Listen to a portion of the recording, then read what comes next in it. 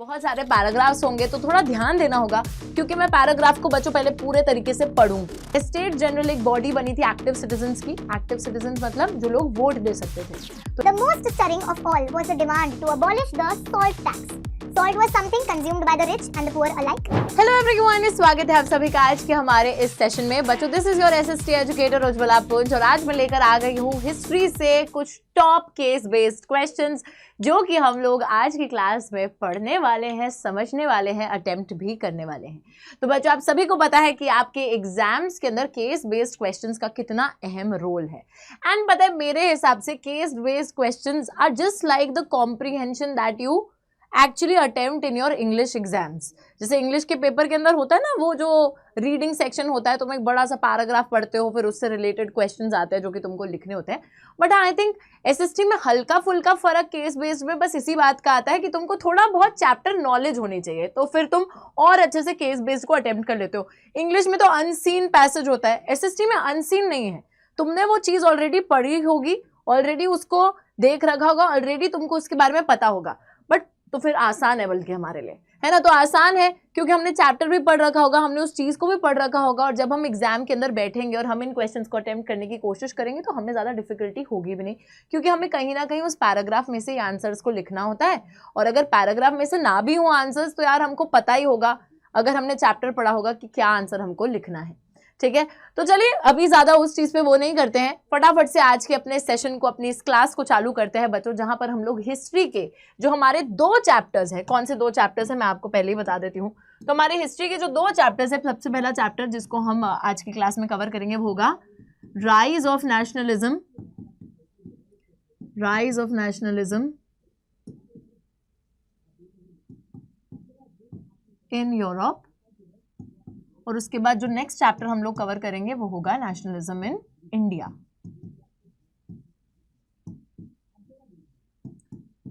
ठीक है, तो ये दोनों ही जो चैप्टर्स हैं इनके हम केस बेस्ड क्वेश्चंस को आज की क्लास में अटेम्प्ट करेंगे।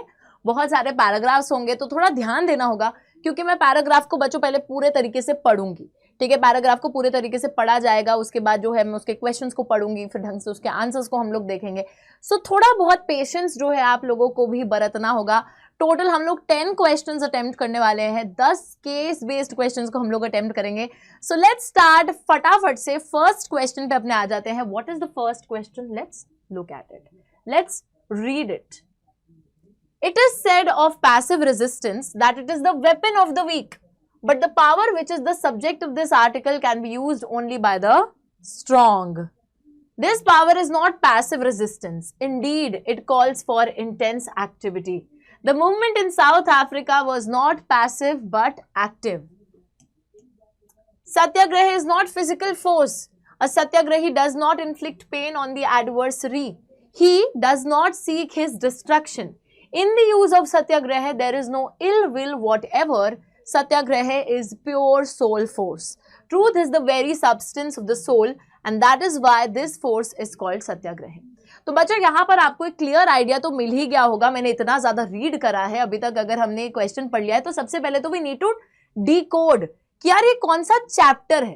ठीक है, सबसे पहले तो चैप्टर पे पहुंच जाना है। सो वी शुड नो कि the chapter is nationalism in India, और उसका जो सत्याग्रह का टॉपिक है जो कि बिल्कुल चैप्टर की शुरुआत में आता है, सबसे पहले तो हम उस टॉपिक तक पहुंच जाएंगे।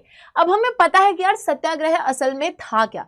सो we know the idea behind Satyagraha. यहाँ पे पैसिव रेजिस्टेंस की बात हो रही है। पैसिव रेजिस्टेंस का मतलब होता है resistance. What is resistance? Resistance is जब आप किसी के खिलाफ जा रहे हैं। पैसिव रेजिस्टेंस क्या होती है? There is a difference between passive and active resistance. Active resistance है जब आप किसी को ओपनली जो है एक तरीके से उसके खिलाफ जा रहे हो, उसके खिलाफ कुछ कर रहे हो, that is active resistance. But when I talk of passive resistance, it means कि आप रेजिस्ट तो कर रहे हो बट डायरेक्टली नहीं कर रहे, डायरेक्टली ऐसे झगड़ा झगड़ा नहीं कर रहे हो दूसरे इंसान के साथ। ठीक है, दूसरे तरीके से अपने एक्शंस के साथ में उसको आप रेजिस्ट कर रहे हो, उसको आप अपोज कर रहे हो।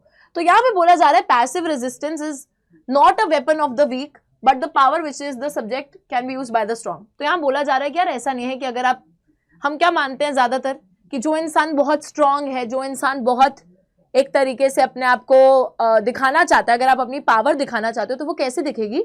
दूसरे पे पेन इन्फ्लिक्ट करके, दूसरे को मार गिरा कर, है ना, तभी दिखेगा ना कि कितना दम है ना। ऐसे ही बोलते हैं ना लोग जैसे सड़क पे भी कभी कभी एक गाड़ी और दूसरी गाड़ी की थोड़ी टक्कर हो जाए, हल्की सी कोई स्क्रैच पड़ जाए, तो दो लोग बाहर निकल के शुरू हो जाएंगे, तेरे को मैं बताता हूँ, तेरे को मैं बताता हूँ, मारेंगे एक दूसरे को, पीटेंगे। क्या है, तो उससे लोग ये प्रूव करना चाहते हैं कि देखो मैं कितना स्ट्रांग हूं। असली में अगर कोई इंसान वहीं पर ये बोल दे कि यार नहीं, मेरे को आपसे नहीं लड़ना है, मेरे को मारना वारना नहीं है, तो उसको समझेंगे ये तो कमजोर है, भीगी बिल्ली है ना। तो ये एक जनरल वो रहता है सोसाइटी के अंदर कि लोग समझते हैं कि जो लड़ाई कर रहा है, जो मार धाड़ रहा है, वो स्ट्रांग है, और जो लड़ नहीं रहा है, जो शांति से बैठ रहा है, शायद वो वीक है। पर यहाँ पे बोला जा रहा है कि पैसिव रेजिस्टेंस ऐसा मत मानो कि वो वीक जो है, जो कमजोर लोग हैं वो इस्तेमाल करेंगे, बल्कि स्ट्रॉन्ग लोगों द्वारा भी पैसिव रेजिस्टेंस यूज की जा सकती है। The power is not passive resistance, it calls for intense activity। और ये बोल रहे हैं कि ये जो पैसिव रेजिस्टेंस है, इसमें काफी ज्यादा एक्टिव होने की जरूरत है, इंटेंस एक्टिविटी को दिखाने की जरूरत है। प्लस ये जो मूवमेंट थी, यानी कि ये जो आंदोलन था साउथ अफ्रीका में, द पैसिव रेजिस्टेंस वाला, it was not passive but active. वहां पे एक्टिव रेजिस्टेंस दिख रही थी, बट हमें पैसिव दिखानी है। अब वहीं पे सत्याग्रह की बात आती है कि सत्याग्रह कोई फिजिकल फोर्स नहीं है। फिजिकल फोर्स का मतलब है आपको मार गिराना नहीं है किसी को, आपको वायलेंट नहीं होना है, हिंसक नहीं होना है। Satyagrahi will not inflict pain on the adversary and he does not seek his destruction. In the use of Satyagraha there is no ill will whatever, it is a pure soul force. तो आपके खिलाफ जो इंसान अन्याय कर रहा है, आप ये नहीं करोगे कि उसको मारने लग जाओगे, उसको गिराने लग जाओगे, उसको मार पीट के उसको सबक सिखा दोगे। You will not do that, ठीक है। तो you are not inflicting the pain on your adversary. आप अपने दुश्मन को जो है मार गिराओगे नहीं आप, बल्कि यहाँ पे कोई इल विल इन्वॉल्व ही नहीं है। हम बोल सकते हैं एक नेगेटिव इंटेंशन से कुछ नहीं कर रहे हैं, एक प्योर तरीके से हम जो है अपना बदला लेंगे। प्योर तरीके से कैसे बदला लेंगे? सच की बुनियाद पे। सच, truth is the very substance of the soul. That is why this force is called satyagraha. The soul is informed with knowledge. In it burns the flame of love. Non-violence is the supreme dharma, and it is certain that India cannot rival Britain or Europe in the force of arms. तो यहाँ यही बोला जा रहा है कि यार देखो, सत्याग्रह का आइडिया क्या था? सच की बुनियाद, कि अगर आपका कॉज सच्चा है, अगर आप जिस चीज के लिए लड़ रहे हो, अगर आप सच्चे हो, अगर आप अन्याय के खिलाफ, गलत जो चीज है उसके खिलाफ लड़ रहे हैं, तो फिर आपको कोई नहीं रोक सकता। सिंपल सी बात है कि अगर आप सच्चे हो, अगर आप अन्याय के खिलाफ लड़ रहे हो, तो फिर आप जीतोगे ही जीतोगे। Ultimately truth is bound to triumph. यहाँ पे वही बात हो रही है कि ये सुप्रीम धर्म है, सच को बोलना, सच पे अपने बने रहना। साथ ही में India can not rival Britain और Europe in the force of arms. The British worship the war god and they can all of them become as they are becoming bearers of the arms. The hundreds of millions in India can never carry arms. They have made the religion of non-violence their own.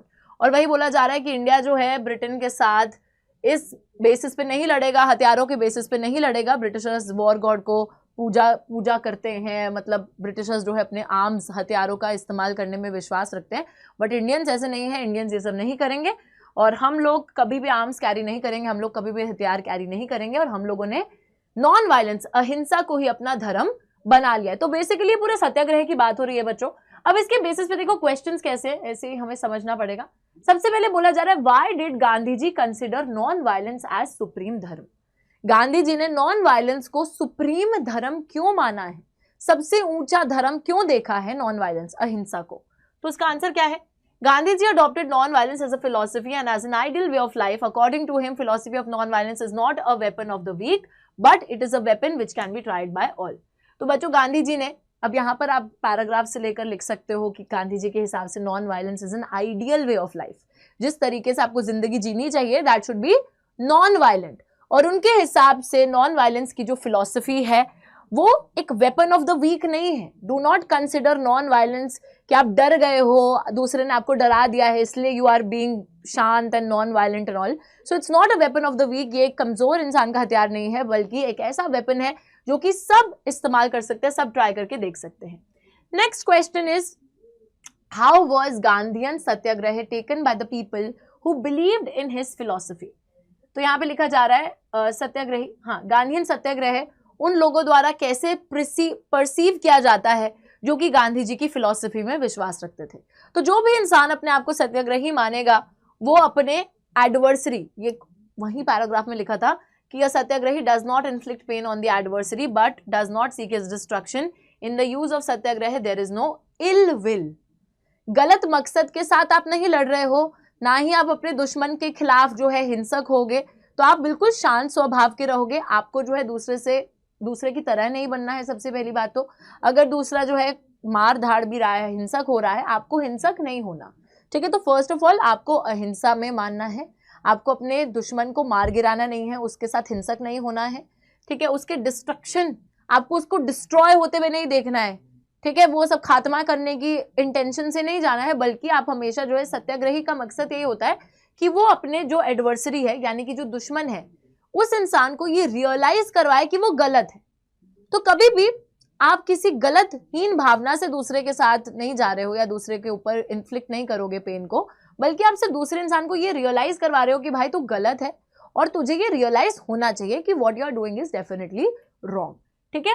This is what it is. Next question देखिए क्या है। Why was Gandhian satyagraha considered as a noble way to resist injustice. तो गांधी जी का जो सत्याग्रह था वो एक बहुत अच्छा मेथड माना जाता था टू रेजिस्ट इनजस्टिस। अन्याय को रेजिस्ट करने के लिए एक बहुत अच्छा तरीका माना जाता था। क्यों? क्योंकि आप इससे जो है जीत सकते थे नॉन वायलेंस के through, and secondly this could be done by appealing to the conscience of the oppressor.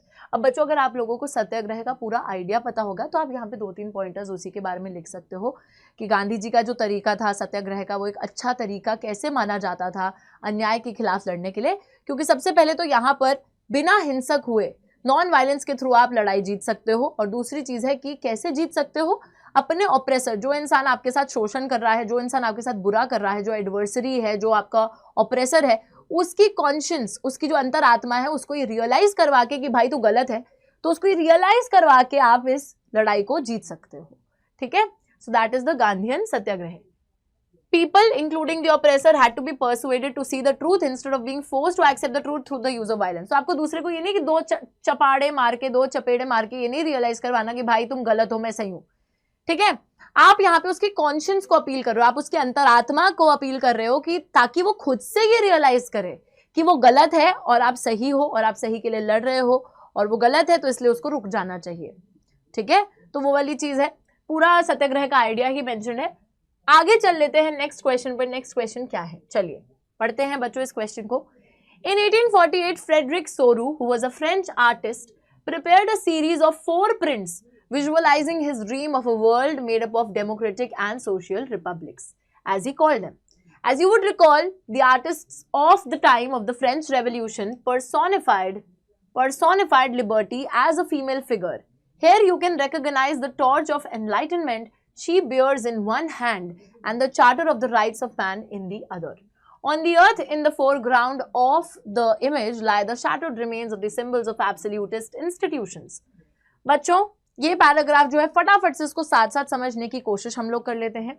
तो 1848 में जो फ्रेंच आर्टिस्ट थे फ्रेडरिक सोरो, अगर आपको पता होगा कि ये कहाँ से जो है लिया गया है पैराग्राफ, तो मुझे एक तो कमेंट्स में बता दीजिए कि यस मैम हमको याद आ गया है, नहीं तो मैं आपको बताती हूँ। ये पैराग्राफ लिया गया है rise of nationalism in Europe chapter से। Rise of nationalism in Europe chapter शुरू ही होता है इस पेंटिंग के साथ, जो कि फ्रेडरिक सोरू जी ने पेंट करी थी। 4 प्रिंट्स हैं जो कि विजुअलाइज करते हैं उनका जो ड्रीम था, ठीक है। तो उनका एक सपना था। क्या सपना था? डेमोक्रेटिक और सोशल रिपब्लिक का, यानी कि जैसे जो देश हैं अलग अलग वो आज़ादी की तरफ बढ़ रहे हैं। तो ये जो उनका सपना था, उन्होंने इसी चीज़ को जो है अपनी पेंटिंग में उतारा है। As you would recall, artists of the time of the French Revolution personified liberty as a female figure. Here you can recognize the torch of enlightenment she bears in one hand and the charter of the rights of man in the other. तो इस painting के अंदर आपको liberty दिखती है। Liberty क्या होता है बच्चों? वैसे आज़ादी की बात होती है लिबर्टी, लेकिन लिबर्टी जो कि एक आइडिया है, उस आइडिया को एक फीमेल फिगर में पर्सोनिफाई करा गया है, एक औरत का आकार दिया गया है लिबर्टी को। और वो जो औरत है जो कि लिबर्टी को डिपिक्ट करती है, उनके एक हाथ में टॉर्च ऑफ एनलाइटनमेंट है, दूसरे हाथ में राइट्स हैं, charter of the rights of man, ठीक है। फिर हम देखते हैं अर्थ पर ले the shattered remains of the symbols of absolutist institutions. जमीन पे अगर आप उस पेंटिंग को ढंग से देखेंगे तो वहां पर छोटे छोटे टुकड़े जो हैं एब्सोल्यूटिस्ट इंस्टीट्यूशंस के, जो कचरा है वो नीचे पड़ा है। यानी कि बच्चों एब्सोल्यूटिस्ट इंस्टीट्यूशंस क्या थे? जो उस टाइम पे राजा महाराजा थे, जो इस तरीके से शासन करते थे कि वो अपनी चलाते थे और किसी की भी नहीं सुनते थे, एक एब्सोल्यूट तरीके से जो शासन करते थे, तो उनके रिमेन्स पड़े हैं, बचा कुचा सामान उनके शासन का पड़ा है नीचे। मतलब कि it is being depicted as if उनका रूल खत्म हो गया है, ठीक है। एब्सोल्यूटिस्ट इंस्टीट्यूशंस को गिरा दिया गया है और खत्म हो गया है रूल। तो ये शैटर्ड रिमेन्स वही शोकेस करते हैं। सोरू के इस यूटोपियन विजन में, यूटोपिया का मतलब होता है something that is ideal, how it should be, असल में नहीं है, इमेजिनेशन में है, हाउ इट शुड बी, ठीक है। तो सोरू के इस यूटोपियन विजन के अंदर the people of the world are grouped as distinct nations identified through their flags and national costume. तो जो लोग हैं वर्ल्ड के, वो एक तरीके से अलग अलग देश की तरह आपको दिख रहे हैं, जो कि अपने मतलब आप उनको आइडेंटिफाई कर सकते हो उनकी कॉस्ट्यूम के थ्रू और उनके फ्लैग्स के थ्रू। इस प्रोसेशन को, तो लोगों की एक बहुत लंबी भीड़ है, स्टैच्यू ऑफ लिबर्टी खड़ी होती है बीच में, ठीक है, और लोगों की एक बहुत लंबी भीड़ है, अलग अलग नेशनैलिटीज के लोग हैं, अलग अलग झंडे, अलग अलग पोशाक में लोग हैं अपने अपने देश के। हम देख रहे हैं कि इस प्रोसेशन के अंदर स्टैच्यू ऑफ लिबर्टी के आगे दो ही देश निकल रहे हैं, वो है एक यूएसए और एक स्विट्जरलैंड, क्योंकि वो इस टाइम तक बच्चों लिबर्टी हासिल कर चुके थे, आज़ाद हो चुके थे। तो यूएस और स्विट्जरलैंड स्टैच्यू ऑफ लिबर्टी के आगे आ चुके हैं और पूरे प्रोसेशन के आगे आ चुके हैं, क्योंकि वो उस टाइम पे ऑलरेडी नेशन स्टेट बन चुके थे। लेकिन उस प्रोसेशन में जो है पीछे हम लोग देखते हैं अलग अलग देश जो है फॉलो कर रहे हैं। France, identifiable by the revolutionary tricolor, has just reached the statue. The concept and practices of a modern state in which a centralized power exercised sovereign control over a clearly defined territory had been developing over a long period of time in Europe. But a nation state was one in which the majority of its citizens, and not only its rulers, came to develop a sense of common identity and shared history or descent. तो बोला जा रहा है कि modern state के अंदर, ठीक है, जहाँ पे एक सेंट्रलाइज्ड पावर होगी, सॉवरेन कंट्रोल होगा, क्लियरली डिफाइंड टेरिटरी होगी, ये सारा नेशन स्टेट का कॉन्सेप्ट उस टाइम पे डेवलप हो रहा था, लोगों को समझ में आ रहा था। लेकिन ऑब्वियस सी बात है कि एक नेशन स्टेट वही हो सकता है जहाँ पे majority of its citizens, not only its rulers, came to develop a sense of common identity and a shared history और डिसेंट। लेकिन एक देश जो है तभी बन पाएगा जब वहाँ के लोगों को ऐसा लगेगा कि वो एक ही देश का हिस्सा है, उनके बीच में एक कॉमन आइडेंटिटी होगी, वो जो है उनका इतिहास सेम होगा। वही बच्चों की तीन चीज़ों से एक देश बनता है, sense of collective belonging, shared history and struggle. इन तीन चीज़ों से ही एक देश की फॉर्मेशन होती है, तो असली में तभी होगी, ठीक है। तो ये पूरा का पूरा, आई होप आप लोगों को पैराग्राफ समझ में आया है। आगे देखते हैं क्या क्वेश्चन है इससे related. Let's look at the question. What was the theme of the painting made by the French artist. बच्चों आप लोगों को थीम याद है? ये देखिए, अगर हम पीछे जाएंगे ना, आप लोगों को थीम याद आएगी। थीम क्या थी? Democratic and social republics. उनका एक विजन था, उन्होंने एक सपना देखा था कि यार ये ना मेरा ड्रीम है and I need to visualise it, मेरे को इसे असली में जो है डिपिक्ट करना है। तो उन्होंने उसी ड्रीम को डिपिक्ट करा, that was his dream of democratic and social republics, जहाँ पे अलग अलग देश हैं, कुछ ने आज़ादी हासिल कर ली है एब्सोल्यूटिस्ट रूलर से, कुछ ने अभी नहीं करी है, जो कतार में पीछे खड़े हैं, ठीक है। तो इनके इस ड्रीम का नाम था democratic and social republics, as he called them. So we will see, democratic and social republic theme था, जो कि हमारे फ्रेडरिक सोरू जी ने पेंट करा था। आई होप ये बात एकदम क्लियर है। ऑलराइट, आगे देखिए। The utopian vision of the French artist Frederic Sorrieu was. बच्चों यूटोपियन विजन क्या है? जो चीज असली में एग्जिस्ट नहीं करती, जो आपकी इमेजिनेशन में एग्जिस्ट करती है, जो आप अचीव करना चाहते हो, जो आइडियल चीज है कोई, कि यार ये होना चाहिए, असल में वो है नहीं है, ठीक है। लेकिन ये जो यूटोपियन विजन था फ्रेडरिक सोरू का, जो असल में एग्जिस्ट नहीं कर रहा था, जो सिर्फ एक तरीके से एक उनकी इमेजिनेशन में एग्जिस्ट कर रहा था, तो क्या था ये यूटोपियन विजन फ्रेडरिक सोरू जी का? देखिए, the concepts and practices of a modern state in which a centralized power exercised sovereign control over a clearly defined territory। तो फ्रेडरिक सोरू के इस यूटोपियन विजन के हिसाब से वो बताते हैं कि एक मॉडर्न स्टेट एग्जिस्ट करेगा जहाँ पे एक सेंट्रलाइज्ड पावर होगी और उस सेंट्रलाइज्ड पावर का एक सॉवरेन कंट्रोल होगा और एक क्लियरली डिफाइंड टेरिटरी होगी। क्यों बच्चों, मतलब क्या मतलब है इस चीज़ का? देखो उस टाइम पे क्या होता था, उस टाइम पे ना एब्सोल्यूटिस्ट रूलर्स होते थे, एब्सोल्यूटिस्ट रूलर्स, किंगडम्स होते थे, कोई क्लियरली डिफाइंड नेशन स्टेट्स नहीं होते थे। कोई राजा हैं, उन्होंने बोला चलो भाई इसका जगह पे कब्जा करते हैं, उन्होंने वो जगह भी कब्जा कर ली, वो जगह भी कब्जा कर ली, फिर दूसरा आया उसने उनको हरा दिया, हल्की सी जगह कब्जा कर ली। तो ऐसे कब्जे से चलती थी जिंदगी। लेकिन अभी जो है ना टाइम आ गया था कि इन एब्सोल्यूटिस्ट रूलर्स को हटाने का और एक मॉडर्न नेशन स्टेट को फॉर्म करने का, जहां पे लोगों द्वारा चुनी गई पावर्स हो, एक क्लियरली डिफाइंड टेरिटरी हो और सॉवरेनिटी हो। सॉवरेनिटी का मतलब होता है free from any external control. आपको कंट्रोल करने वाले आप खुद हैं, देशवासी अपने आप को कंट्रोल कर रहे हैं, ना कि बाहर के लोग आके कंट्रोल कर रहे हैं, ठीक है। So this should be the case. तो this was the utopian vision, जहां पे वो मॉडर्न नेशन स्टेट्स की बात कर रहे थे और मॉडर्न नेशन स्टेट्स को शोकेस कर रहे थे। French Revolution personified liberty as a female figure. She bears the torch of enlightenment in one hand and dash in the other. बच्चों, मैंने आपको बताया था कि एक ऐसा समय था कि जब जो है आइडियाज जो होते थे कुछ कुछ, जैसे लिबर्टी, इक्वालिटी, फ्रीडम, इन सब आइडियाज को एक इंसान का आकार दिया जाता था। और हम लोग देखते हैं कि फ्रेंच रेवोल्यूशन के टाइम पे लिबर्टी का जो आइडिया था, आज़ादी का जो आइडिया था, उस आइडिया को एक औरत का आकार दिया गया था। लिबर्टी की एक फीमेल फिगर बनाई गई थी।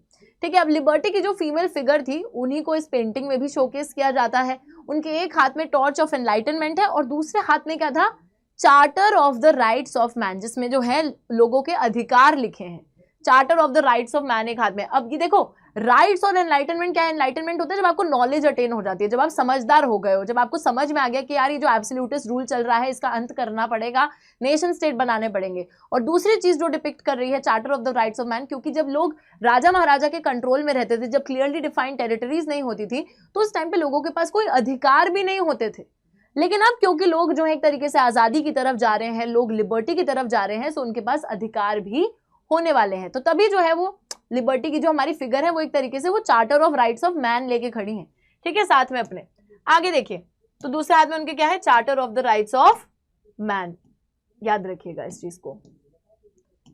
आगे देखिए, which of the following pairs represent two nation states. बच्चों, हमने देखा था यूएसए और स्विट्जरलैंड। यूएसए और स्विट्जरलैंड दो ऐसे देश थे उस टाइम पे जो कि उस प्रोसेशन को लीड कर रहे थे। सारे नेशन स्टेट्स मतलब सारे नेशंस के आगे चल रहे थे यूएसए और स्विट्जरलैंड, और लिबर्टी, स्टैच्यू ऑफ लिबर्टी को क्रॉस करके आगे चले गए थे। उस पेंटिंग के अंदर वो क्या दिखा रहा था कि उनको ऑलरेडी लिबर्टी मिल गई है, वो ऑलरेडी नेशन स्टेट उस टाइम पे बन चुके हैं। ठीक है, so these were the two pairs of nation state जो उस टाइम पे एग्जिस्ट करते थे। उस टाइम पे बाकी देश नेशन स्टेट नहीं थे, बट यूएसए और स्विट्जरलैंड थे। इस वजह से उनको उस प्रोसेशन में सबसे आगे खड़ा किया गया है। ऑल राइट, चलिए आ जाएगी थर्ड क्वेश्चन पे आ जाते हैं बच्चे अपने। थर्ड क्वेश्चन क्या है, इसको ध्यान से पढ़ लीजिए। देखिए क्या है third question. A nation is the culmination of a long past of endeavors, sacrifice, devotion. A heroic past, great men, glory, that is the social capital upon which one bases a national idea. To have common glories in the past, to have a common will in the present, and to have performed great deeds together, to wish to perform still more, these are the essential conditions of being a people. तो बोला जा रहा है यार, एक देश जो है ना, कल्मिनेशन का मतलब होता है बहुत सारे फैक्टर्स जब एक साथ आते हैं। तो एक देश तब बनता है जब आपने बहुत समय तक बहुत स्ट्रगल करा है, बहुत ज़्यादा सैक्रिफाइस करा है उस देश के लिए, और उस देश के लिए काफ़ी डिवोशन रखा है। एक heroic past, great man, glory. तो ऐसे बोला जा रहा है कि यार बहुत से लोग होते हैं जो कि एक हीरोइक तरीके से, बहुत ब्रेव तरीके से जो है फेस करते हैं, जो बहुत ब्रेव तरीके से आगे आते हैं नेशन को फॉर्म करने के लिए। ग्रेट मैन है ना, ग्लोरी, अपने आप में प्राइड लेते हैं, अपने देश को बनाने में प्राइड लेते हैं। तो इन्हीं सब चीज़ों की वजह से एक देश बनता है। To have common glories in the past, आपने जब पास्ट में एक तरीके से एज अ नेशन बहुत कुछ अचीव करा होता है, एक आप विल के साथ, एक स्ट्रॉन्ग इंटेंशन के साथ प्रेजेंट में रहते हो, और अच्छे से एक तरीके से एक देश के जितने भी लोग होते हैं जब वो ये कोशिश करते हैं कि हम सभी जो है कुछ अच्छे से अपने देश के लिए करेंगे, we'll perform great deeds together, and यही सब एक तरीके से एक देश के लोगों की पहचान होती है। A nation is there for a large scale solidarity. Large scale solidarity मतलब जितने भी देशवासी हैं उनके बीच में भाईचारा होना चाहिए। Its existence is a daily plebiscite, a province in its inhabitants. If anyone has the right to be consulted, it is the inhabitant. A nation never has any real interest in annexing or holding on to a country against its will. बच्चों, साथ ही में यहाँ पे बोला जा रहा है कि एक तरीके से it is a daily plebiscite. तो यार यहाँ पर ना देखो, बोला जा रहा है कि एक जो देश होता है ना, ठीक है, एक तरीके से, हाँ, it is a daily plebiscite. Its existence is a daily plebiscite. Plebiscite क्या होता है? वोट देना लोगों का, लोगों के कंसल्टेंस से किसी चीज का चलना, कि लोग जो है सहमति भर रहे हैं इसलिए वो चीज चल रही है।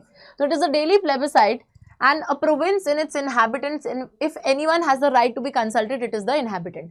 और देश के लिए अगर आपको कुछ भी करना है या किसी से भी कंसल्टेशन लेनी है, किसी से भी कुछ पूछना है, तो वो उसके इनहैबिटेंट से पूछो, उसके लोगों से पूछो, क्योंकि देश लोगों से बना है। लोग खुश हैं तभी वो देश मतलब चल पाएगा, तभी वो देश में लोग सुखी तरीके से रह सकेंगे। ठीक है, so a nation never has any real interest in annexing or holding on to a country against its will. साथ ही में कोई देश, पहले के टाइम पे क्या है, किंगडम्स है, एक के बाद दूसरे पे कैप्चर कैप्चर कैप्चर, यही सब चलता रहेगा। बट यहाँ पर बात हो रही है कि जो एक देश होता है ना, वो कभी भी किसी दूसरे देश पे कब्जा नहीं करेगा उसकी मर्जी के खिलाफ। आप ये नहीं करते रहोगे, वही जो राजा महाराजा के टाइम पे होता था कि एक ने दूसरे पे कब्जा करा, तीसरी चौथी टेरिटरी, पांचवी territory, that is not gonna happen. ठीक है, तो nation never has any real interest in annexing or holding on to a country against its will. किसी की मर्जी के खिलाफ किसी पे कब्जा वब्जा नहीं होगा। The existence of nations is a good thing, a necessity even. Their existence is a guarantee of liberty which would be lost if the world had only one law and only one master. तो वही बोला जा रहा है कि जो Nations exist करते हैं, अलग अलग देश जो एग्जिस्ट करते हैं, वो एक बहुत अच्छी चीज़ है और बहुत नेसेसरी चीज़ है।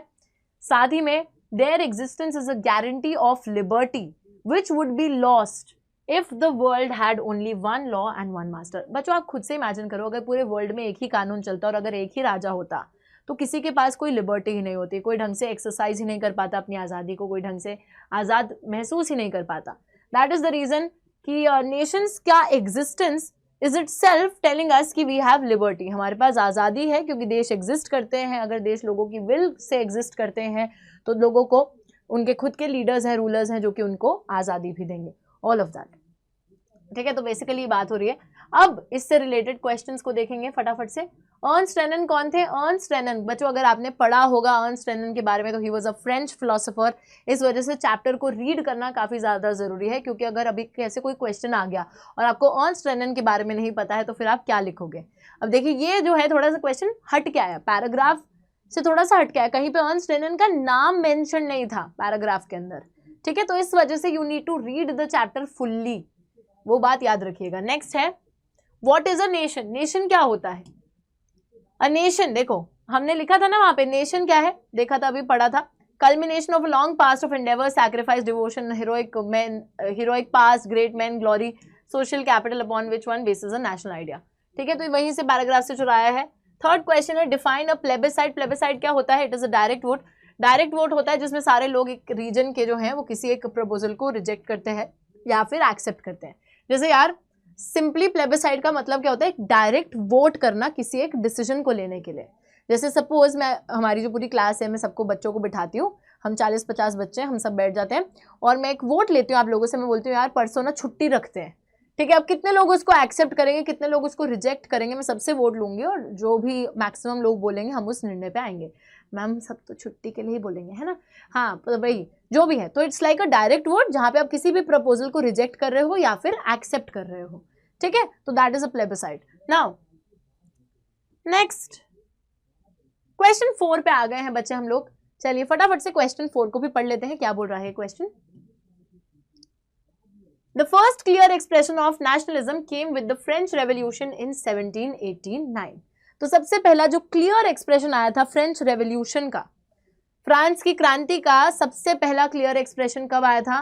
फ्रांस की क्रांति का क्लियर नहीं, सॉरी, नेशनलिज्म का क्लियर एक्सप्रेशन आया था विद द फ्रेंच रेवोल्यूशन। बच्चों आप सभी को पता है कि सबसे पहले जो नेशन स्टेट बनाने वाले लोग थे, those were the French people. सबसे पहले वहीं पे आवाज उठी थी एक नेशन स्टेट को फॉर्म करने की, और फिर धीरे धीरे जो है हर जगह पर वो चीज़ फैलती है और हर कोई जो है नेशन स्टेट बनाने की बात करता है। But it was the French people who started it, who wanted to get rid of the absolute rule of the monarch. Louis 16 के टाइम पे हमने क्लास 9th में सब कुछ पढ़ रखा है। ठीक है, तो नेशनलिज्म की जो भावना है, यानी कि राष्ट्रवाद की जो भावना है, वो पैदा ही हुई थी फ्रेंच रेवोल्यूशन के साथ में इन 1789। एंड उसी के साथ आगे हम लोग देखते हैं France, as you would remember, was a full-fledged territorial state in 1789 under the rule of an absolute monarch। तो एक टाइम पे बच्चों जो फ्रांस था वो भी एक फुल-फ्लेज्ड टेरिटोरियल स्टेट था। किसके रूल में? एक एब्सोल्यूट मोनार्क वहां पे रूल किया करते थे, जिनकी एक तरीके से हम बोल सकते हैं जो मन में आए वो करते थे, किसी की एक ना सुनते थे। कौन थे वो एब्सोल्यूट मोनार्क? लुई 16 थे, right. The political constitutional changes that came in the wake of the French Revolution led to the transfer of sovereignty from the monarchy to a body of French citizens। और बच्चों हम देखते हैं कि धीरे धीरे French state के अंदर जब लोग अपनी आवाज़ उठाते हैं, नेशन स्टेट फॉर्म करने की बात करते हैं, तो जो पावर भी थी वो भी मोनार्की से हटकर एक बॉडी ऑफ फ्रेंच सिटीजन्स को आके मिल जाती है। The revolution proclaimed that it was the people who would henceforth constitute the nation and shape its destiny। और इस रेवोल्यूशन, इस क्रांति के आने के बाद ऐसा बोला गया था कि जो लोग होंगे फ्रांस के, वही जो है देश के अंदर रहेंगे, देश को कॉन्स्टिट्यूट करेंगे और देश में आगे क्या होने वाला है ये भी लोग ही तय करेंगे. From the very beginning, the French revolutionaries introduced various measures and practices that could create a sense of collective identity amongst the French people. और बच्चों जैसे ही फ्रेंच रेवोल्यूशन आती है, उसके बाद से जब फ्रेंच नेशन स्टेट की फॉर्मेशन होती है, तभी से ही जितने भी हमारे फ्रांस के क्रांतिकारी लोग थे वो बहुत से ऐसे मेजर्स लेकर आते हैं जिससे कि सारे के सारे फ्रांस के लोगों के बीच में एक sense of collective identity form हो सके. सेंस ऑफ कलेक्टिव आइडेंटिटी का ये मतलब है कि सारे के सारे जितने भी फ्रांस के लोग हैं वो अपने आप को एक देश का हिस्सा महसूस कर सकें, एक देश के हिस्से की तरह देख सकें. ठीक है, so this is what their intention was. The ideas of la patrie, the fatherland, les citoyens, the citizen, emphasized the notion of a united community enjoying equal rights under a constitution. A new French flag, the tricolor, was also chosen to replace the formal royal standard, and the Estates General was elected by the body of active citizens and renamed the National Assembly. तो ये देखिए बच्चों, एक sense of collective identity को लाने के लिए ये सारे मेजर्स, यहाँ पे ऑल्दो सारे के सारे मेजर्स मेंशन नहीं किए गए, 2-3 किए गए हैं. तो सबसे पहले जो है सेंस ऑफ कलेक्टिव बिलोंगिंग को लाने के लिए हम लोग देखते हैं कि ला पेत्री और ले सिटियों के आइडियाज आए थे जब ये बोल दिया गया था कि सारे के सारे जो लोग हैं वो एक बराबर हैं, वो सभी सिटीजन्स हैं, कोई हायरार्की नहीं है, कोई मैडम सर नहीं होगा, अब सब जो है बराबर है, everyone is a citizen of the same nation. और उसी के साथ ही ला पेत्री का आइडिया, यानी कि ये जो फ्रेंच नेशन है, ये जो भूमि है, ये जो जमीन है फ्रांस की, ये आपकी पितृभूमि है. ठीक है, तो वो आइडियाज लाए गए. उसके बाद बोला गया कि हर कोई जो है इक्वल राइट्स एंजॉय करेगा अंडर द कॉन्स्टिट्यूशन, सभी के पास बराबर अधिकार होंगे जितने फ्रेंच सिटीजन हैं उनके पास. एक नए फ्रेंच फ्लैग जो कि ट्राई कलर फ्लैग था बच्चों, ब्लू वाइट रेड कलर का, उसको इंट्रोड्यूस किया गया था. और पिछला जो रॉयल स्टैंडर्ड हुआ करता था राजा के टाइम का, उसको रिप्लेस कर दिया गया था. एस्टेट जनरल एक बॉडी बनी थी एक्टिव सिटीजन्स की. एक्टिव सिटीजन्स मतलब जो लोग वोट दे सकते थे. तो एस्टेट जनरल वो एक्टिव सिटीजन्स की बॉडी थी और फिर उसको रीनेम करके नेशनल असेंबली नाम रख दिया गया. तो ये सारे मेथड्स जो हैं, ये सारे मेजर्स जो हैं, ये लाए गए थे फ्रेंच सिटीजन्स के बीच में एक कलेक्टिव आइडेंटिटी को फॉर्म करने के लिए. आगे देखिए, सबसे पहला क्वेश्चन यहां पूछा गया है, when did the first clear cut expression of nationalism come in France. सबसे पहला क्लियर कट एक्सप्रेशन नेशनलिज्म का फ्रांस में किस चीज के साथ आया था? It came with the French revolution. So the first clear-cut expression of nationalism came in France with the French Revolution in 1789. और जो SST के एग्जाम में जो एक बहुत ही इंपॉर्टेंट चीज मैटर करती है, that is how you frame your answer. आपको इस ढंग से आंसर लिखना है कि आपका जो एग्जामिनर है वो बिल्कुल 1-2 लाइन में भी समझ जाए कि भाई तुम बोलना क्या चाहते हो.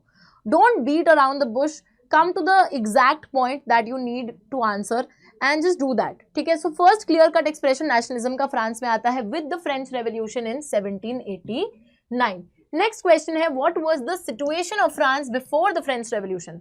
फ्रांस की क्रांति आने से पहले फ्रांस के अंदर स्थिति क्या थी, क्या स्थिति थी? चलिए देखते हैं. तो फ्रांस एक फुल फ्लेजेड टेरिटोरियल स्टेट था 1789 में under the rule of an absolute monarch.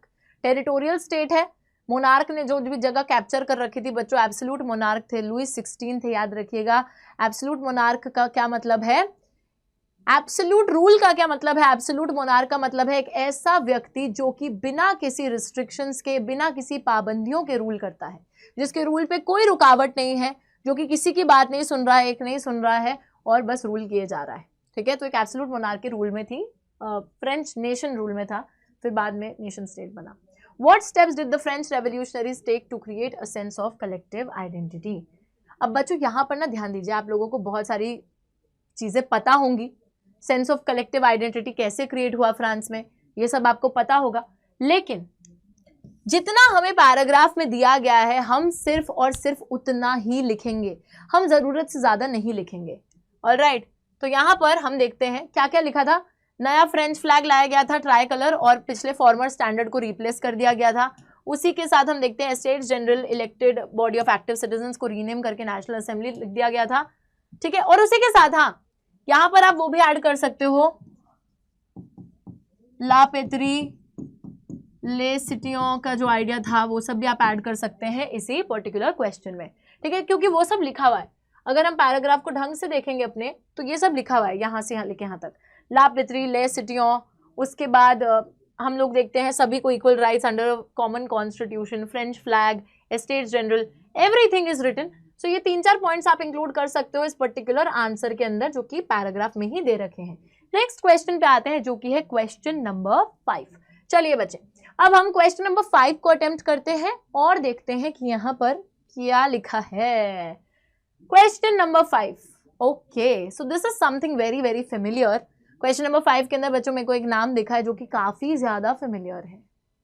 क्या है ये familiar name? It is Giuseppe Mazzini. Giuseppe Mazzini की बात हो रही है। इटली के revolutionary Giuseppe Mazzini, born in Genoa in 1807, he became a member of the secret society of the Carbonari।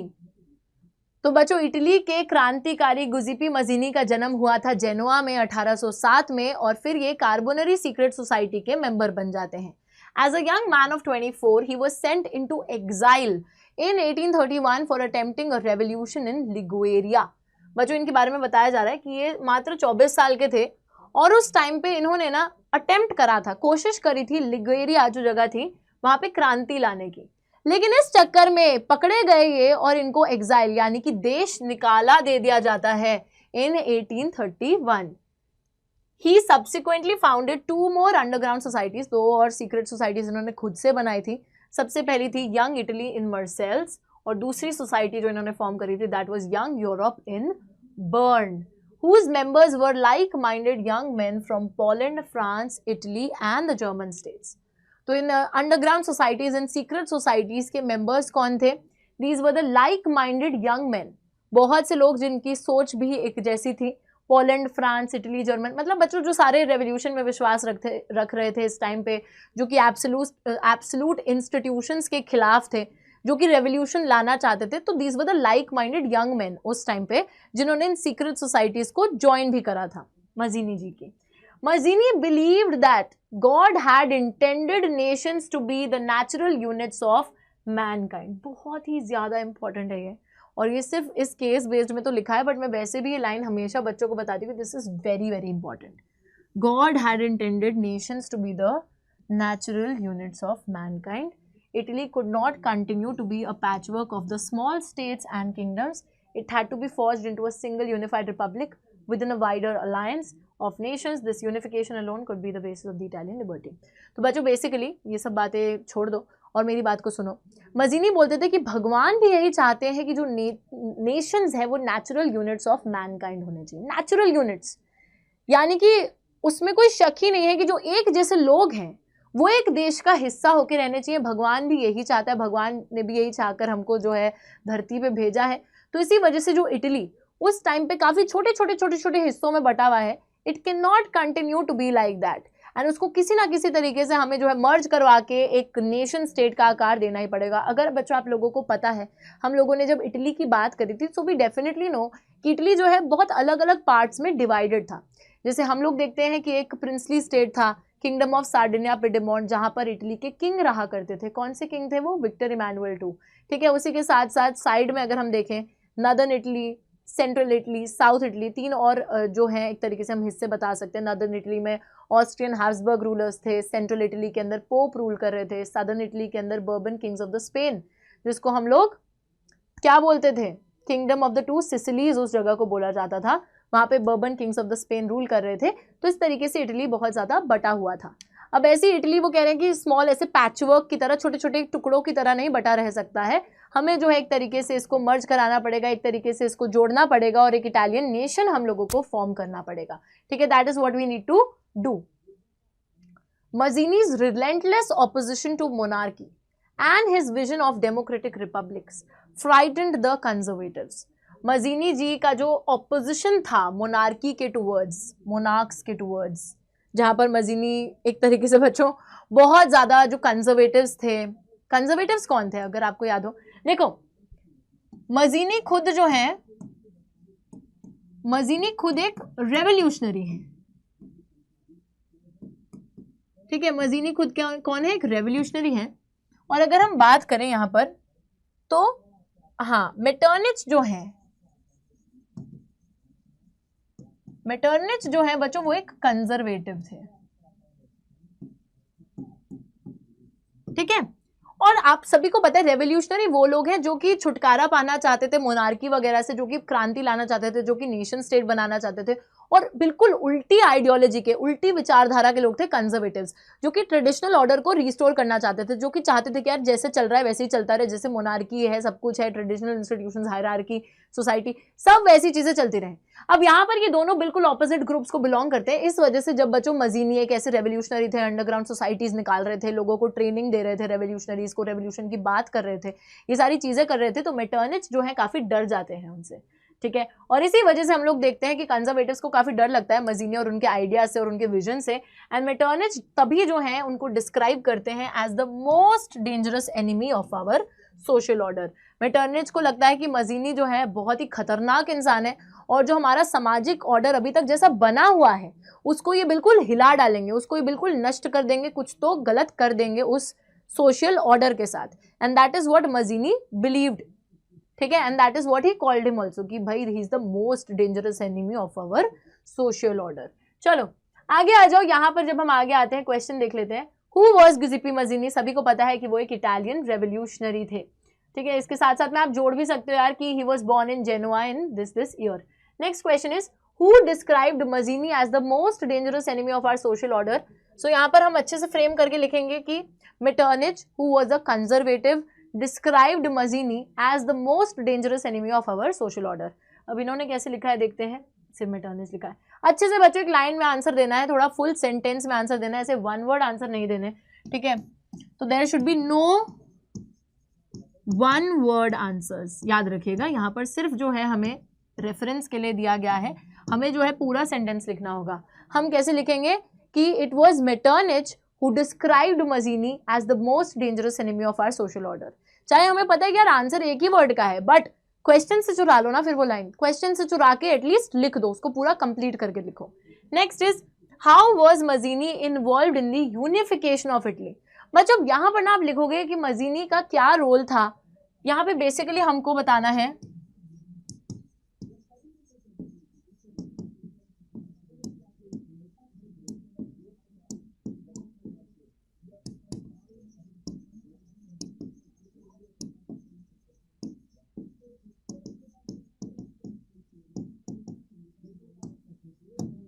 Italian unification में मजीनी जी का क्या रोल रहा है, क्या उनका सहयोग उन्होंने किया है, तो वो सब हमको बताना है कि मजीनी जो है इटालियन यूनिफिकेशन में इन्वॉल्व कैसे थे। सो हम बताएंगे कि he attempted a revolution in Liguria. इन्होंने लिगुरिया में एक रेवोल्यूशन करने का अटेम्प्ट करा था, जिसके बाद इनको देश निकाला दे दिया गया था, एग्जाइल में भेज दिया गया था। उसके बाद he also became a member of the various secret society such as young Italy, ये सब। He manage to excite the people for a united liberal republic and give them a name. और बच्चों वही सब चीजें, मतलब इसमें आप 3-4 पॉइंट्स जोड़ सकते हो। ही डिस्क्राइब्ड कि God had intended nations to be natural units of mankind, secret societies बनाई, खुद भी एक सीक्रेट सोसाइटी का हिस्सा थे, रेवोल्यूशन करी थी लिगुरिया में। ऑब्वियसली किसी भी कोशिश से, इन्होंने कोशिशें बहुत करी, कोई भी ऐसी कोशिश नहीं थी जिससे कि मतलब सब हिल हुल गया हो और बिल्कुल ऐसे रेवोल्यूशन आ गई हो, वैसा भी कुछ नहीं रहा। बट हाँ, एटलीस्ट वी कैन से कि he tried, he gave in his efforts, he did his best. Ultimately revolution आई कि नहीं आई वो नहीं आई, but he on his part did a lot of things. जैसे इंडिया के अंदर हम महात्मा गांधी जी की जब बात करते हैं कि महात्मा गांधी जी का क्या योगदान रहा, तो यार उन्होंने जो भी करा उससे ऐसे डायरेक्टली नहीं था कि हमें आज़ादी मिल गई थी, but yes all of the things that he did played a major part in the freedom struggle, है ना। उनके भी रहते रहते ऐसा तो नहीं था कि मतलब उनके किसी कोशिश से आज़ादी आ गई थी, बट हाँ everything is a step in the direction towards freedom, everything was a step, ठीक है। छोटे छोटे उन्होंने स्टेप्स लिए थे जो कि आज़ादी की तरफ लेकर जाते हैं। उसी सेम तरीके से हम लोग यहाँ पे मजीनी को भी क्रेडिट दे सकते हैं कि वो भी एक ऐसे रेवोल्यूशनरी थे जिन्होंने बहुत से ऐसे छोटे छोटे स्टेप्स लिए थे जिससे कि लोग जो है इटालियन यूनिफिकेशन की तरफ बढ़ रहे थे। ऑल्दो कोई कॉन्क्रीट चीज़ उन्होंने ऐसे अचीव नहीं करी, बट हाँ फिर भी we just can not ignore, ठीक है। चलिए नेक्स्ट पे आ जाते हैं। Next is question number 6। चलिए बच्चे लोग, यहाँ पर क्या है हमारा 6th क्वेश्चन, इसको फटाफट से पढ़ने की कोशिश करते हैं और इसके जवाब देने की कोशिश करते हैं। तो क्वेश्चन है, rallies were organised in various cities, workers went on a strike in different railway workshops, strike in railway workshops and shops closed down. Alarmed by the popular upsurge and scared that the lines of communication such as the railways and the telegraph would be disrupted, the British administration decided to clamp down on nationalists. The local leaders were picked up from Amritsar and Mahatma Gandhi was barred from entering Delhi. तो हम लोग देख रहे हैं बच्चों की, जैसे obvious सी बात है, there are no guesses to this. ये जो हमारा क्वेश्चन है, it is from the chapter nationalism in India. तो नेशनलिज्म इन इंडिया चैप्टर का एक क्वेश्चन है. और एक सेकेंड, ठीक है, अब यहाँ पे बात की जा रही है कि जो हमारे जितने नेशनलिस्ट थे बच्चों, वो क्या कर रहे हैं, they are obviously in opposition of the British forces. British को हम लोग अपोज कर रहे हैं, ब्रिटिश हम लोगों को अपोज कर रही है, ब्रिटिश हमको दबाने की कोशिश कर रही है, हम उनके खिलाफ जा रहे हैं. तो रैलीज को ऑर्गेनाइज करा जा रहा है भारत के बहुत से सिटीज़ के अंदर, शहरों के अंदर. वर्कर्स जो हैं स्ट्राइक पे चले गए हैं, रेलवे वर्कशॉप्स में शॉप्स बंद कर दी गई हैं. और इस पॉपुलर अपसर्ज की वजह से कितने ज़्यादा जो लोग एकदम से गुस्से में तहलका मचा रहे हैं, इस चीज़ से अब ब्रिटिशर्स डर जाते हैं. उनको लगता है कि जितनी भी लाइंस ऑफ कम्युनिकेशन है ना, जैसे कि रेलवेज है, टेलीग्राफ है, इन सब में ना लोग कहीं ना कहीं दखल अंदाजी देंगे. और ब्रिटिशर्स को यही टेंशन होने लग जाती है कि यार हो सकता है कल को लोग स्ट्राइक व्राइक कर दे, हमारी रेलगाड़ियाँ चलना बंद हो जाए, हमारी टेलीग्राफ सर्विसेज ठप ना हो जाए. तो इस चीज़ से डर कर वो लोग अब एक तरीके से क्या करने की कोशिश करते हैं, they decided to clamp down on the nationalists. ठीक है, वो लोग हमारे नेशनलिस्ट को एक तरीके से दबाने की कोशिश करते हैं और कहीं ना कहीं उनको रोकने की कोशिश करते हैं, क्योंकि उनको डर यही लग रहा है कि यार कल को ये नेशनलिस्ट ना कहीं हमारे ये सारे जितने भी हमने यहाँ पर क्या करा है, कोशिशें करी हैं, जिससे कि हम लोग अपना रेलवेज और टेलीग्राफ वगैरह अपना जो पूरा सिस्टम चला रहे हैं उसमें कहीं ना कहीं कोई रुकावट ना पैदा कर दें. ठीक है, सो वो सारी लाइंस डिसरप्ट ना हो जाए, इसलिए ब्रिटिश एडमिनिस्ट्रेशन ये कोशिश कर रही है कि वो हमारे नेशनलिस्ट को रोकने की कोशिश करेगी, सप्रेस करने की कोशिश करेगी. So we see that the local leaders were picked up from Amritsar and Mahatma Gandhi was barred from entering Delhi. बहुत से लोकल लीडर्स को अमृतसर से उठा लिया जाता है और महात्मा गांधी जी पर भी ये रोक लगा दी जाती है कि वो दिल्ली नहीं एंटर कर सकते, दिल्ली नहीं घुस सकते. उसी के साथ 10 अप्रैल को the police in Amritsar fired upon a peaceful procession provoking widespread attacks on the banks, post offices and railway station. The martial law was imposed and General Dyer took command. On 13th April, the infamous Jallianwala Bagh incident took place. तो ये सारी हरकतें होने के बाद 10 अप्रैल को जो पुलिस होती है बच्चों, वो अमृतसर में एक तरीके से एक पीसफुल प्रोसेशन हो रहा होता है, लोग पीसफुली प्रोटेस्ट कर रहे होते हैं, वहाँ पे ओपन फायर लोगों के ऊपर खुलेआम गोलियां दाग देती है, जिसकी वजह से डेफिनेटली जो लोग हैं बहुत उत्तेजित हो जाते हैं, बहुत गुस्सा करने लग जाते हैं. So the people started attacking banks, post offices and railway stations. अब banks, post offices, railway station, सारी की सारी चीज़ें हमारी सरकार की चीज़ें हैं, ब्रिटिश गवर्नमेंट की चीज़ें, और लोग उन्हीं पे अपना अटैक कर रहे हैं. मार्शल लॉ को लागू कर दिया जाता है, यानी कि बच्चों एक तरीके से मिलिट्री जो रूल होता है, आर्मी का जो रूल होता है, उसको लागू कर दिया जाता है अमृतसर के अंदर, और जनरल डायर को कमान सौंप दी जाती है. कि अब आप देखिए बच्चों, अब क्या होता है, 13 अप्रैल को एक बहुत ही बुरा इंसिडेंट जिसका एक तरीके से इतिहास में नाम लिखा है, which is like a black day to be honest. The Jallianwala Bagh massacre took place 13 April को, जो कि पंजाब के अंदर बैसाखी का दिन होता है. मतलब वैसे तो पूरे इंडिया के अंदर बैसाखी का दिन होता है, बट पंजाब के अंदर इस फेस्टिवल को मनाया जाता है. It's a regional festival. 13 April को जलियांवाला बाग जो एक जगह है, वहाँ पर हम देखते हैं कि बहुत से लोग सिटी के बाहर से, विलेजेस से आए होते हैं, बैसाखी का जो मेला होता है उसको अटेंड करने आए होते हैं. बहुत से लोग जलियांवाला बाग के अंदर एक पीसफुल प्रोटेस्ट करने आए होते हैं. बट जलियांवाला बाग के अंदर ही जनरल डायर घुसते हैं अपनी सेना को लेकर और लोगों के ऊपर खुलेआम, वहाँ पे सबसे पहले तो एग्जिट गेट जो था उसको ब्लॉक कर दिया जाता है ताकि कोई बाहर ना निकल सके, और जनरल डायर फिर सारे ही लोगों पर गोलियां दागनी चालू कर देते हैं और सभी लोगों को मार देते हैं. इट वॉज अ मैसेकर जहाँ पे बहुत से लोगों की हत्या हुई है जनरल डायर द्वारा. और बच्चों ये जो इंसिडेंट है काफ़ी बुरा इंसिडेंट रहा है हमारी हिस्ट्री में अगर देखा जाए तो. ठीक है, सो 13 अप्रैल को, तभी यहाँ लिखा है इनफेमस. इनफेमस का मतलब है कि सबको पता है, आज तक उसकी बात होती है, तो but it's not famous in the right senses, in the right way. It is famous due to a wrong reason. Alright, तो Jallianwala Bagh incident takes place. आगे देखिए, यहाँ पे बच्चों बोला जा रहा है identify and name the movement. ये जो मूवमेंट हुई है, ये जो आंदोलन हुआ है, इसको सबसे पहले तो ढूंढो कि कौन सी मूवमेंट है और इस मूवमेंट के बारे में बताओ. विच मूवमेंट वॉज दिस? डेफिनेटली याद कीजिए, दिस वॉज द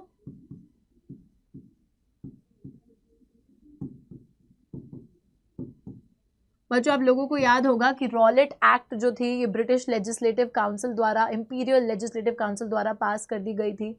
और रॉलेट एक्ट के तहत आप लोग एक तरीके से ब्रिटिशर्स को बहुत सारे राइट्स मिल गए थे जिससे कि वो हमारे पॉलिटिकल एक्टिविटीज़ को इजीली सप्रेस कर सकते थे, through which they could actually detain the political prisoners, imprison them for a very long time, for 2 years without any trial. तो बिना किसी ट्रायल के वो 2 साल तक उनको जो है बंदी बना के रख सकते थे, पॉलिटिकल एक्टिविटीज़ को सप्रेस कर सकते थे, बहुत से लीडर्स को उठा सकते थे। तो रॉलेट एक्ट के पास होने के बाद ही एक तरीके से सब तमाशा जो है ये चालू होता है, लोग जो है काफ़ी गुस्सा हो जाते हैं इन सब ड्रामों से जो ब्रिटिशर्स के वो देख रहे थे। So this is definitely the Rowlatt Act, this was the movement, Rowlatt Satyagraha was the movement, ठीक है। Rowlatt Satyagraha was the movement that was started to oppose the Rowlatt Act. तो Rowlatt Satyagraha was the movement started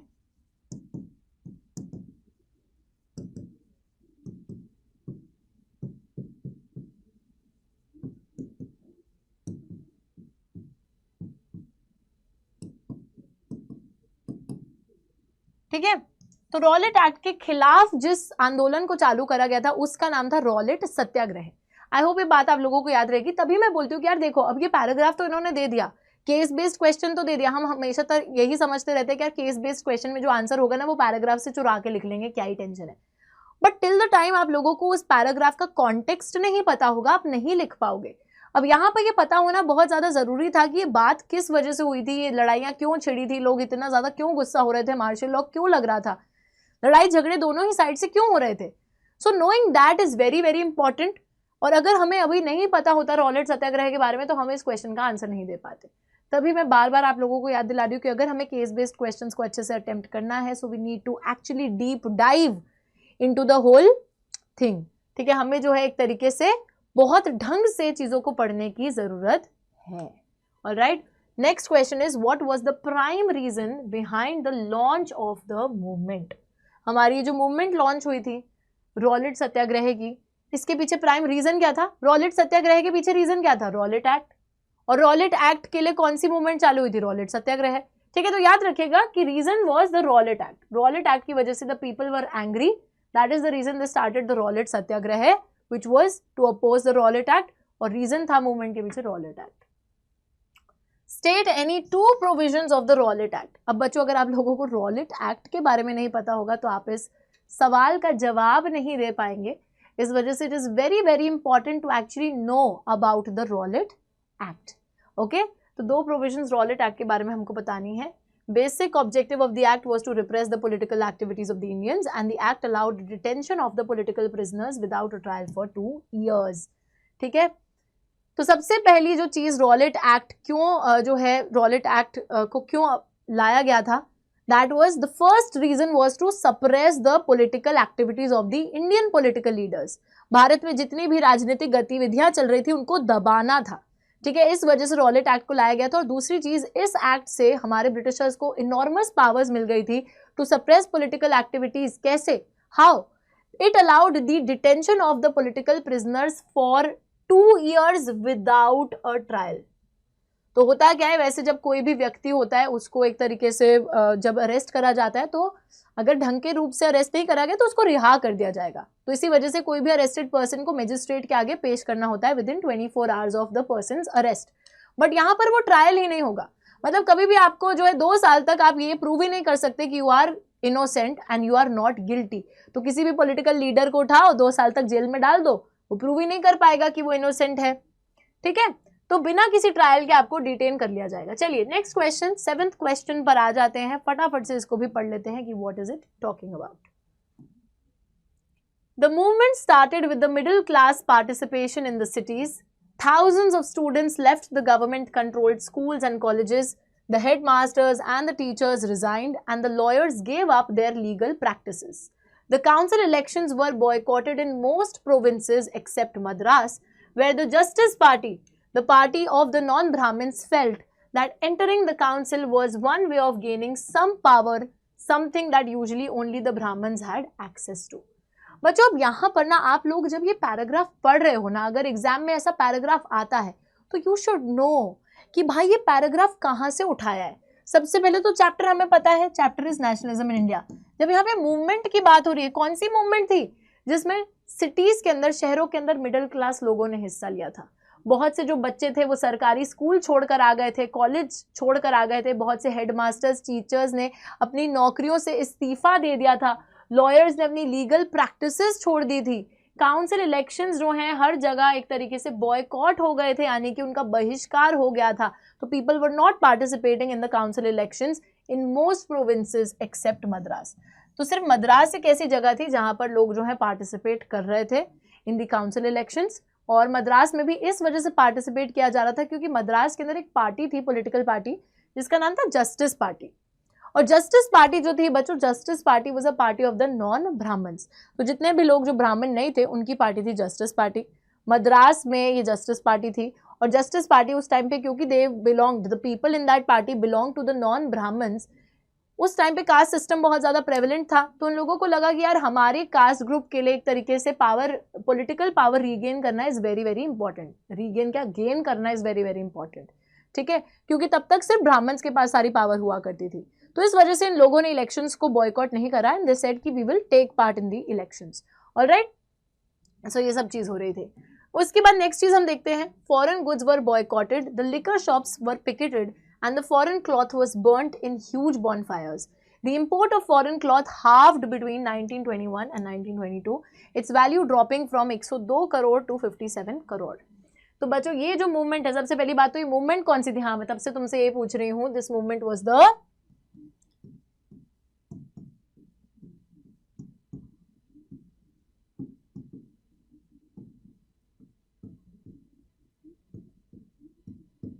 this movement was the non cooperation movement, जिसको हम लोग असहयोग आंदोलन भी बोलते हैं। तभी जो है बच्चों एक तरीके से ब्रिटिशर्स के साथ सहयोग ना करने की वजह से हम लोग देखते हैं कि ये सब चालू है ना, जहां पर हम लोग इलेक्शंस को बॉयकॉट कर रहे हैं, उनके गवर्नमेंट स्कूल्स को छोड़कर आ रहे हैं, नौकरियां छोड़कर आ रहे हैं, लॉयर्स जो हैं वो लीगल प्रैक्टिसेस अपनी छोड़कर आ रहे हैं। तो जितने भी गवर्नमेंट इंस्टीट्यूशंस हैं जो ब्रिटिश को बिलोंग करते हैं, उन सभी से हम लोग हटते चले जा रहे हैं, उन सभी से दूर आ रहे हैं, छोड़ कर आ रहे हैं, क्योंकि हमें वहां हिस्सा नहीं लेना है। अब वही बात हो रही है, हम लोग देखते हैं कि इस पर्टिकुलर मूवमेंट के दौरान जो कि टाउन्स में हो रही थी, this was the movement in the towns, ये भी याद रखिएगा।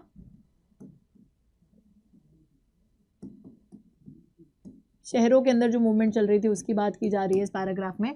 तो लोग किस तरीके से प्रोटेस्ट कर रहे थे, लोग जो है फॉरेन गुड्स को बॉयकॉट कर रहे थे, बाहर से जो भी सामान आ रहा था उसका बहिष्कार कर रहे थे। That means they were not interested in using that. Liquor shops, जो शराब की दुकानें थी, वहां पे पिकेटिंग की जा रही थी। पिकेट करने का मतलब होता है एक ऐसा फॉर्म ऑफ प्रोटेस्ट जहां पे आप एंट्री गेट्स को ब्लॉक कर लेते हो। साथ ही में फॉरेन क्लॉथ जो था, बाहर से जो कपड़ा आ रहा था, और वो कपड़ा तो आता था, उस कपड़े को फिर आग में ध्वस्त कर दिया जाता था, जला दिया जाता था, ठीक है, बड़ी बड़ी बॉनफायर्स में। तभी जो है बच्चों इंपोर्ट जो था इस कपड़े का, जो बाहर से कपड़ा आ रहा था, उसका जो है एक तरीके से क्वांटिटी आधी हो जाती है। अब ब्रिटिशर्स भी तो बोलेंगे यार कोई खरीद तो रहा नहीं है, ये लोग जलाए जा रहे हैं, तो क्यों भेजेंगे अपना कपड़ा। इस वजह से इंपोर्ट आधा हो जाता है 21 से 22 के बीच में, और उसकी वैल्यू जो है ड्रॉप हो जाती है 102 करोड़ से 57 करोड़ तक। तो भारी नुकसान होता है यहाँ पे ब्रिटिशर्स को। बहुत सी जगहों पे जो मर्चेंट्स थे, ट्रेडर्स थे, उन्होंने भी मना कर दिया कि यार ना तो हम फॉरेन गुड्स का ट्रेड करेंगे, ना तो व्यापार में एंगेज होंगे, ना ही हम फॉरेन ट्रेड को फाइनेंस करने वाले हैं, ना ही हम पैसा लगाएंगे। साथ ही में जैसे जैसे ये बॉयकॉट मूवमेंट फैलने लगती है, people began discarding the imported clothes and wearing only Indian ones. Production of the Indian textile mills and handlooms went up. तो जैसे जैसे बच्चों ये हमारा पूरा जो बॉयकॉट मूवमेंट है, जो हमारा ये असहयोग आंदोलन है, ये फैलने लगता है, तो लोग जो है वो इम्पोर्टेड क्लॉथ्स, जो बाहर से कपड़ा आ रहा है, उसको डिस्कार्ड करने लगते हैं, उसको हटाने लगते हैं, मतलब they refuse using it and they started wearing only the Indian clothes. सिर्फ जो है भारतीय कपड़ों को पहनना चालू करते हैं। और हमारे इसी वजह से बच्चों क्या हो रहा है, फॉरेन के कपड़ों की डिमांड कम हो गई क्योंकि लोग उसको नहीं पहन रहे हैं, इंडियन कपड़ों की अब लोग डिमांड कर रहे हैं। तो जाहिर सी बात है कि जो हमारी इंडियन इंडस्ट्रीज थी, इंडियन हैंडलूम्स थे, उनकी प्रोडक्शन बढ़ जाती है और लोगों को खादी का कपड़ा, इंडियन मेड क्लॉथ पहनना था, ठीक है। So this was what was happening. Okay, read the source and identify the movement. यार तुम लोगों ने अभी तक अगर मूवमेंट आइडेंटिफाई नहीं करी ना तो लानत है। मैंने तुम्हें बता भी दिया है कौन सी मूवमेंट है, हमने इस पूरे सोर्स को पढ़ लिया। We know that this movement is the non cooperation movement, ठीक है। So okay, so they have not even written it, let us write it is दी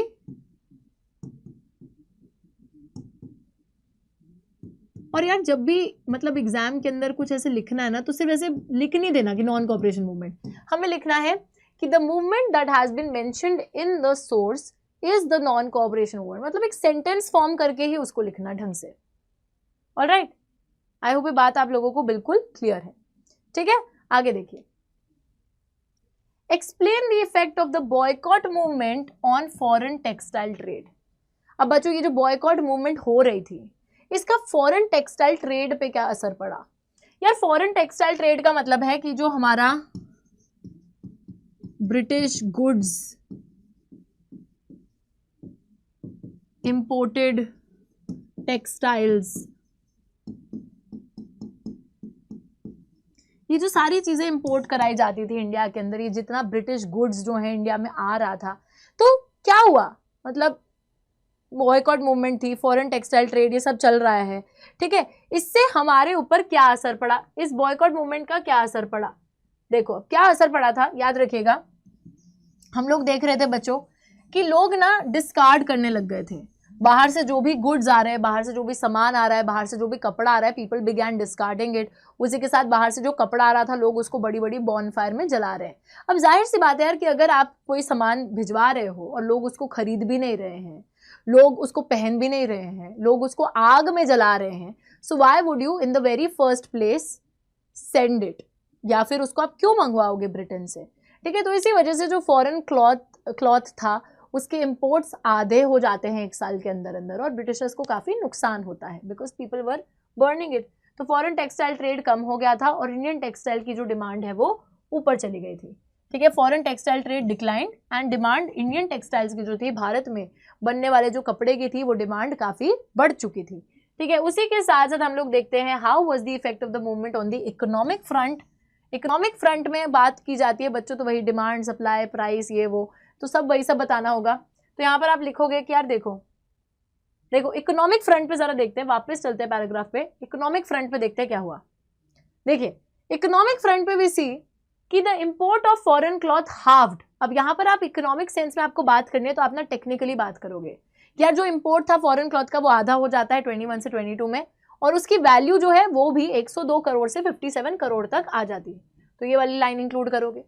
ठीक है, उसके बाद आप देखोगे कि बहुत सी जगहों पे मर्चेंट्स ट्रेडर्स ने रिफ्यूज़ कर दिया कि वो फॉरेन गुड्स का ट्रेड नहीं करेंगे, फाइनेंस नहीं करेंगे, और लोग जो हैं इन कपड़ों को डिस्कार्ड करने लग गए और सिर्फ अपने इंडियन कपड़े पहनने लग गए, और इसी वजह से इंडियन टेक्सटाइल मिल्स की जो प्रोडक्शन है वो ऊपर चली गई। तो बेसिकली ये इम्पोर्ट से लेकर यहाँ तक ये सारी चीज़ें आपको जो है लिखनी ही पड़ेंगी। आई होप ये बात एकदम क्लियर है। So this all is something that you will have to write, you have to include it, there is no other option. Okay, चलो आ जाओ जी।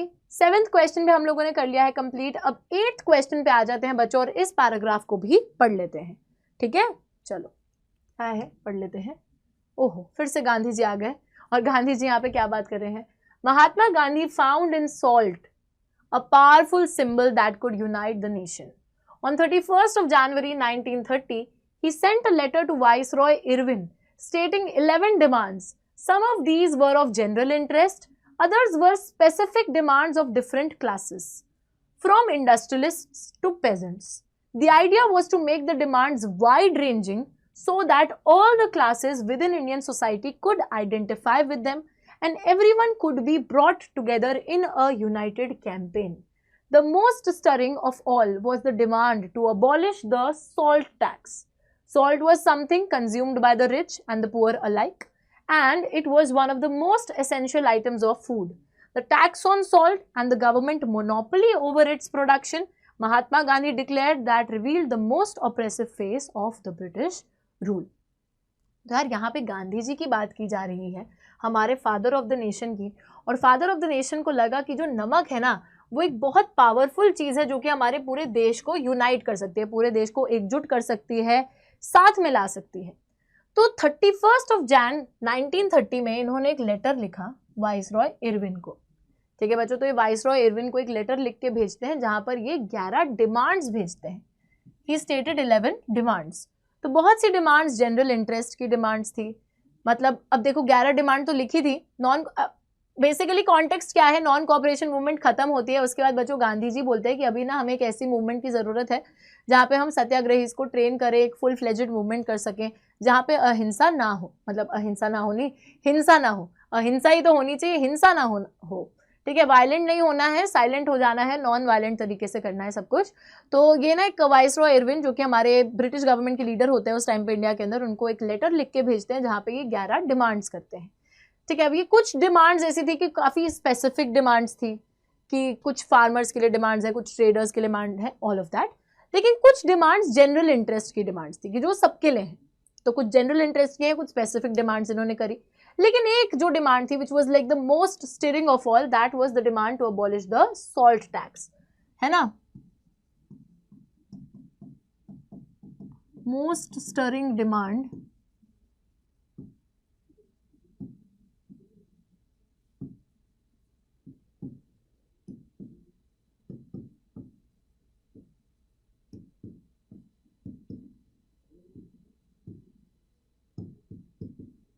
सॉल्ट के ऊपर जो टैक्स लगता था उसको हटाने की डिमांड सबसे ज्यादा, हम बोल सकते हैं सबसे ज्यादा the most talked about demand, ठीक है।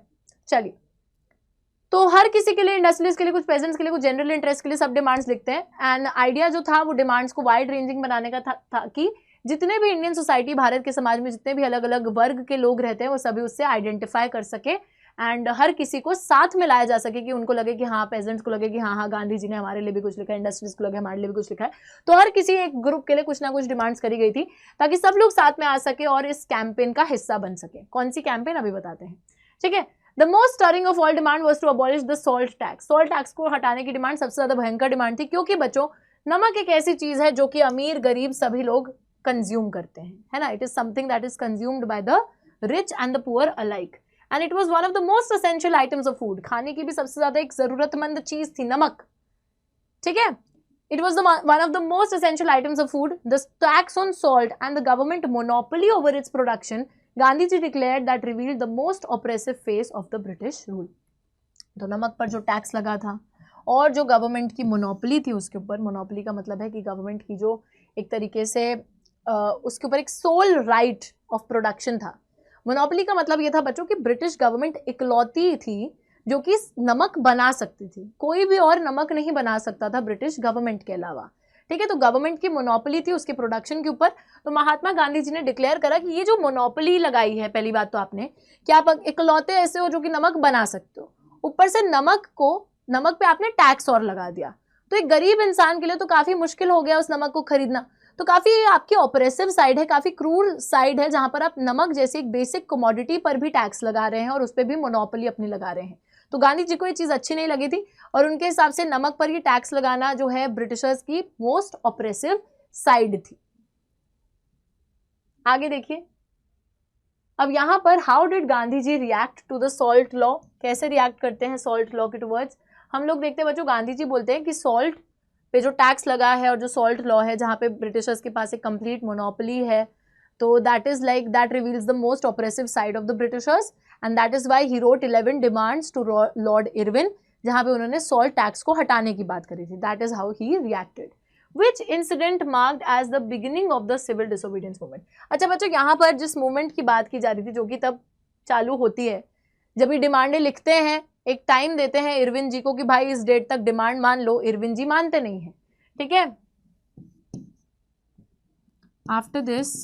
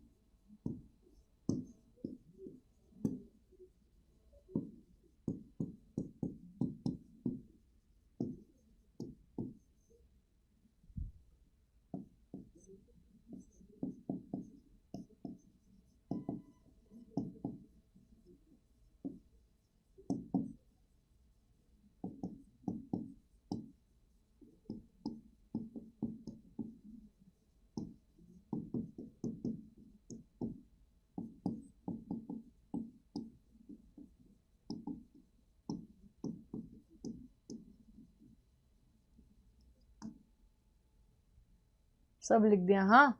तो ये सब खेल खत्म होने के बाद जब इरविन जी बिल्कुल हमारी कोई डिमांड मानते नहीं, हमारी नहीं मतलब गांधी जी कोई डिमांड नहीं मानते हैं, तो गांधी जी ने अपनी फेमस जो सॉल्ट मार्च थी बच्चों उसको चालू करा। और सॉल्ट मार्च को चालू करते हैं अपने आश्रम साबरमती जो कि गुजरात में ही था, वहाँ से लेकर वो दांडी तक चलते हैं अपने वॉलंटियर्स के साथ में। 240 माइल का जो है वो रास्ता कवर करते हैं। और दांडी जो कि कोस्टल टाउन था, वहाँ पहुँचने के बाद वो समुद्र का पानी लेते हैं, उसको इवेपोरेट करते हैं, उससे नमक प्रोड्यूस करते हैं और एक तरीके से ब्रिटिशर्स के को डिसोबे करते हैं, उनके कानून को तोड़ते हैं। ब्रिटिशर्स का कानून यही था ना कि सिर्फ वही नमक बनाएंगे, पर गांधी जी ने तोड़ दिया, गांधी जी ने नमक बना दिया। तो ये जो इवेंट था, this marked the beginning of the civil disobedience movement. इस इवेंट से जो है सिविल डिसोबीडियंस मूवमेंट होना चालू होती है। तो यहाँ पे वही पूछा गया है कि which incident mark the beginning of the civil disobedience movement.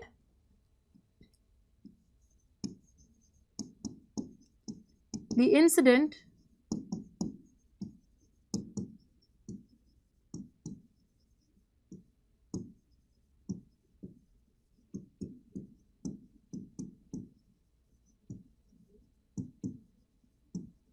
incident that marked the beginning of the civil disobedience movement was the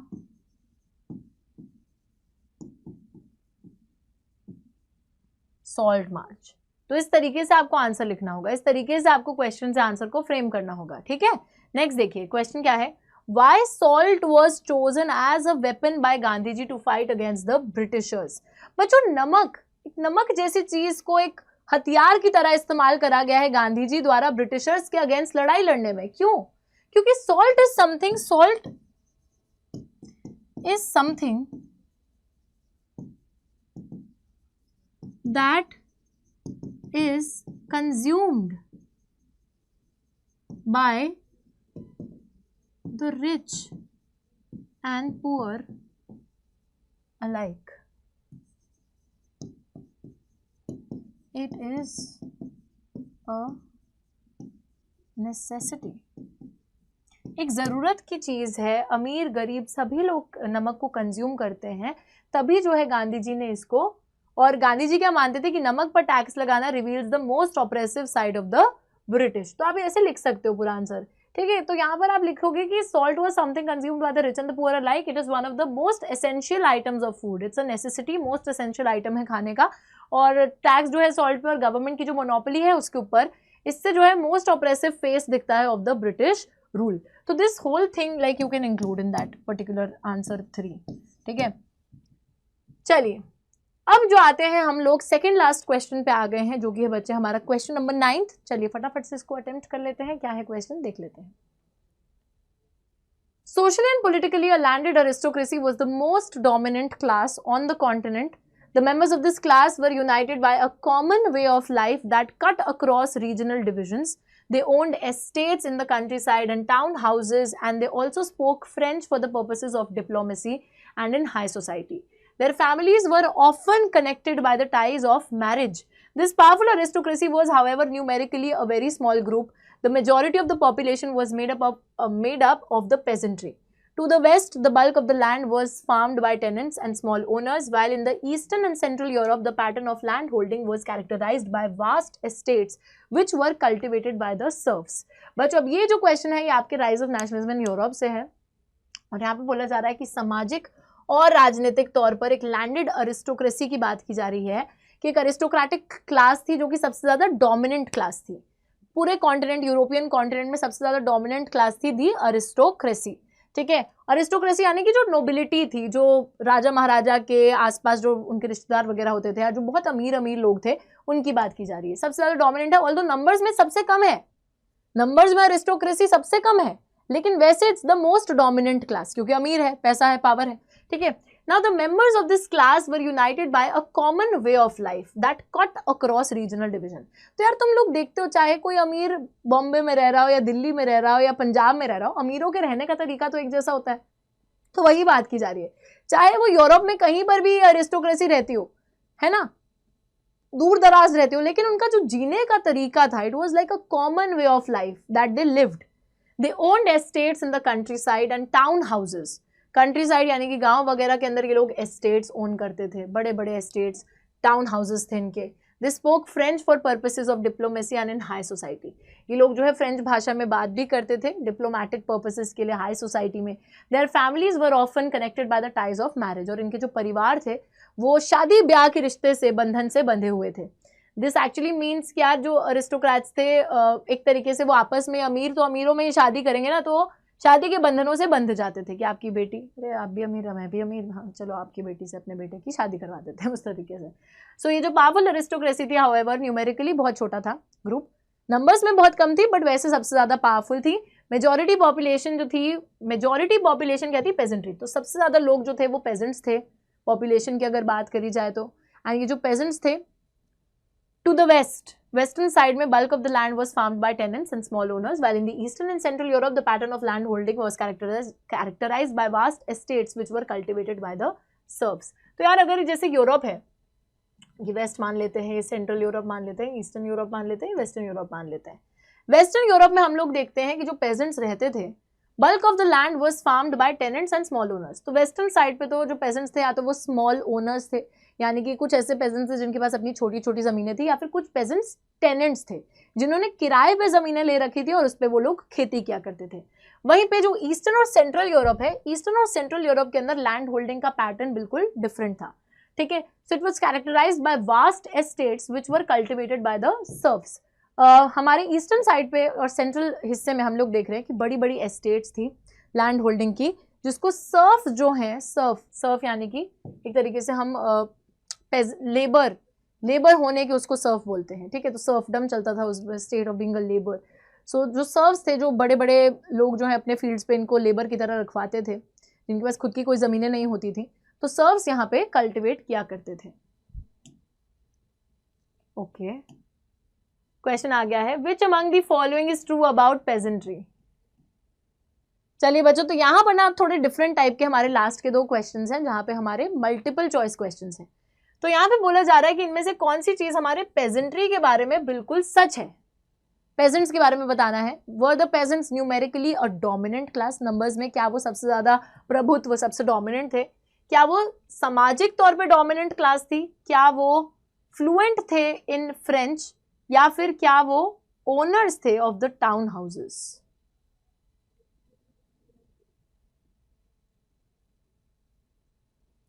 तो एक्चुअली इनमें से कोई भी ऑप्शन सही नहीं है बच्चों पेजेंट्री के हिसाब से। They were just numerically a dominant class, numbers में they were more, they were actually more in numbers, dominant तो नहीं थे न्यूमेरिकली, हाँ numerically we can say they were more in numbers या numerically a dominant class. Socially politically नहीं थे, because they were more in numbers. Maximum population was made up of the peasantry, right. तो इसी वजह से peasantry जो है numerically numbers में it was the dominant class, सबसे ज्यादा मौजूद थी इन नंबर्स। ओके, नेक्स्ट देखिए, next question is which of the following was the, अच्छा एक और चीज याद रखिएगा, हम देखते हैं कि socially and politically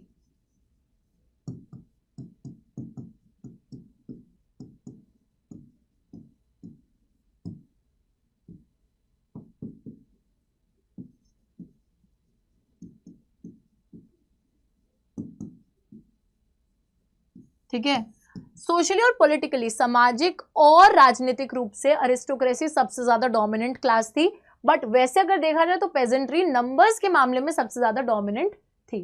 second question is which among the following was the pattern of land holding in eastern and central Europe. देखिए मतलब यहाँ पे बात हो रही है ईस्टर्न और सेंट्रल यूरोप में किस हिसाब से लैंड होल्डिंग थी। Was it a fragment land holding, permanent fallow, expensive tracts, या फिर स्मॉल होल्डिंग्स। तो इट्स लाइक अगर हम देखें ईस्टर्न और सेंट्रल यूरोप में, पहली बात तो यह है बच्चों आप लोगों को क्या ध्यान रखना है कि ईस्टर्न और सेंट्रल यूरोप के अंदर पीपल वर सर्फ्स, जो कि जिनके पास होल्डिंग्स पहली बात तो अपनी कोई थी नहीं, है ना। सो वो वाली बात पता नहीं यहाँ पे क्यों करी जा रही है। This question is not even appropriate, हम इसको अप्रोप्रिएट मानेंगे ही नहीं। पैटर्न ऑफ लैंड होल्डिंग की बात करें सो यहाँ पे इट्स नॉट इवन मेंशन्ड। अगर हम पीछे जाके देखते हैं, ठीक है, पैटर्न ऑफ ओके सॉरी नहीं वास्ट एस्टेट्स, सॉरी सो मैं यहाँ पे उसके बारे में जा रही हूँ। मतलब एक्सपेंसिव ट्रैक्ट्स थे यहाँ पे, वास्ट एस्टेट्स थे, बहुत बड़े बड़े एस्टेट्स थे, और यार ऑब्वियसली वो मेनर के होते थे, जो लोग अमीर होते थे उनके बड़े बड़े एस्टेट्स ईस्टर्न और सेंट्रल यूरोप में मौजूद थे। अब इन बड़े बड़े एस्टेट्स के ऊपर ना ये लोग सर्फ्स जो होते थे उनसे काम करवाते थे, ठीक है, मतलब लेबर लेकर आते थे और लेबर से अपने बड़े बड़े एस्टेट्स, अपने बड़े बड़े हम बोल सकते हैं जो इनके खेत होते थे वहां पर काम करवाया जाता था। मैं बोल रही हूँ नॉट अप्रोप्रिएट, सॉरी, हाँ गलती हो जाती है कभी कभी, पढ़ा ही नहीं मैम ने, बोल दिया नो, हाँ ठीक है।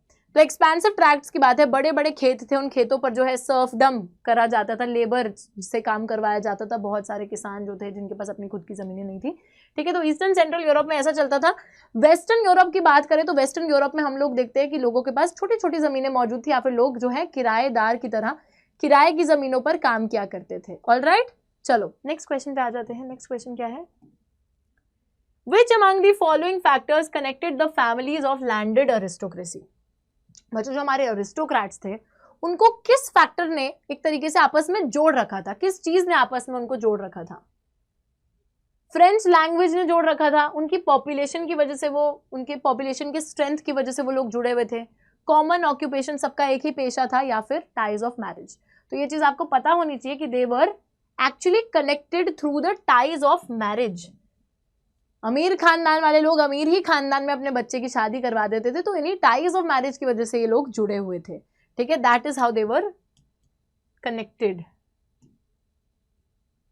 लास्ट क्वेश्चन पे हम लोग आ गए हैं, विच इज क्वेश्चन नंबर 10। तो चलिए बच्चे लोग अपने लास्ट क्वेश्चन को हम लोग फटाफट से अटेम्प्ट कर लेते हैं। देखिए, following the defeat of Napoleon in 1815 the European governments were driven by a spirit of conservatism. बच्चों, नेपोलियन जी हार जाते हैं बैटल ऑफ वाटरलू में इन 1815, और उनके हारने के बाद में European governments were driven by a spirit of conservatism. हम लोग देखते हैं कि यूरोप की जितनी भी सरकारें थी वो ऐसी सरकारें थी जो कि कंजर्वेटिज्म का ऑर्डर वापस रिस्टोर करना चाहते हैं। अब कंजर्वेटिव ऑर्डर क्या था? कंजर्वेटिव ऑर्डर यानी कि जो पुराने इंस्टीट्यूशंस, पुरानी चीजों में विश्वास रख रहे हैं, ट्रेडिशन, हायरार्की, सोशल ऑर्डर, यही जो मोनार्की चल रही है, इन्हीं सब चीजों में, मतलब जैसी चीजें चलती आ रही है वैसे ही चलनी चाहिए, पुराने ख्यालात, ठीक है। तो कंजर्वेटिव बिलीव करते थे कि जो एस्टैब्लिश ट्रेडिशनल इंस्टीट्यूशंस है स्टेट के, सोसाइटी के, जैसे कि समाज के अंदर मोनार्की है ना, उस टाइम पे मोनार्की थी, राजा महाराजा का शासन चलता था, चर्च था, सब लोग चर्च रिलीजन को बहुत बड़ा मानते थे, चर्च की हर बात मानते थे, सोशल हायरार्की थी। सोशल हायरार्की का मतलब है सामाजिक तौर पर कोई इंसान जो है वो ऊंचे तबके का है, कोई नीचे तबके का है, तो ऐसे हायरार्की चलती थी।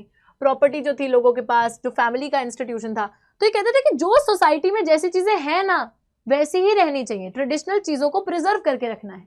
Most conservatives, however, did not propose a return to the society of pre-revolutionary days, but they realized that from the changes initiated by Napoleon, that modernization could in fact strengthen the traditional institutions like the monarchy.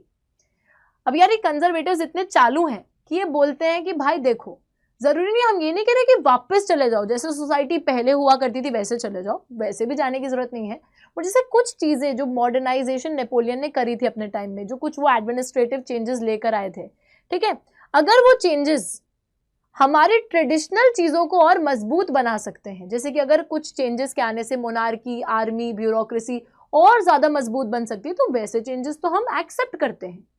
तो they are not against change, but they only want the change that benefits them, ठीक है। अभी तक क्या समझ में आया? Napoleon हार गए, नेपोलियन के बाद कंजर्वेटिव रेजीम को एस्टैब्लिश करने की बात की जा रही है यूरोपियन गवर्नमेंट्स द्वारा, जहां पर जितने भी पुराने ट्रेडिशनल इंस्टीट्यूशंस हैं उन्हीं को वो रखना चाहते हैं। वो कह रहे हैं कि अगर कोई चेंज लाना भी है तो वो मॉडर्नाइजेशन करनी भी है तो इस तरीके से करनी है जिससे कि हमारे ट्रेडिशनल इंस्टीट्यूशंस ही और ज़्यादा स्ट्रांग हो जाए, जैसे हमारी मोनार्की, आर्मी, ये सब और स्ट्रांग हो जाए, जिससे स्टेट पावर और इफेक्टिव बन जाए, स्ट्रांग बन जाए। मॉडर्न आर्मी होगी, एफिशिएंट ब्यूरोक्रेसी होगी, इकोनॉमी डायनेमिक रूप से आगे बढ़ेगी, फ्यूडलिज्म हटेगा, सर्वडम हटेगा, तो उससे तो हमारी मोनार्की और ज्यादा मजबूत हो जाएगी। ले आओ ऐसे चेंजेस जिससे हमारी मोनार्की और ज्यादा मजबूत हो जाएगी, ठीक है।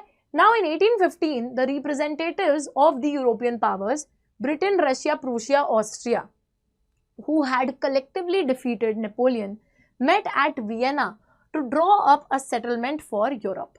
तो हम देखते हैं 1815 में जितने भी प्रतिनिधि थे अलग अलग यूरोपियन पावर्स के, कुछ कुछ प्रतिनिधि जो हैं ब्रिटेन, रशिया, प्रूशिया, ऑस्ट्रिया, इन सभी जगहों से रिप्रेजेंटेटिव्स आते हैं, और ये वही सब लोग थे यार, ये वही सारी पावर्स थी जिन्होंने नेपोलियन को हराया था। तो इन्हीं सब पावर्स के, चार याद रखना नाम, Britain, Russia, Prussia, Austria, Napoleon को इन्होंने डिफीट करा था। ये लोग 1815 में अपने रिप्रेजेंटेटिव्स को भेजते हैं और ये सारे रिप्रेजेंटेटिव्स वियना के अंदर मिलते हैं ताकि ये लोग यूरोप का सेटलमेंट कर सकें कि अब आगे क्या रहने वाला है। नेपोलियन तो हार गए, अब हम कैसे यूरोप को आगे चलाने वाले हैं, क्या होने वाला है। ठीक है, तो ये सब लोग वियना में मिलते हैं बच्चों। यहाँ पर साइन करी जाती है treaty of Vienna between these powers. Now the Congress यानी कि जो गेट टुगेदर था, इस कांग्रेस को होस्ट किया गया था ऑस्ट्रिया के चांसलर ने, जो कि थे ड्यूक मेटरनिच। ठीक है, ड्यूक मेटरनिच इस ट्रीटी ऑफ वियना के होस्ट थे। यहाँ पे ब्रिटेन, रशिया, प्रूशिया, ऑस्ट्रिया के रिप्रेजेंटेटिव शामिल थे।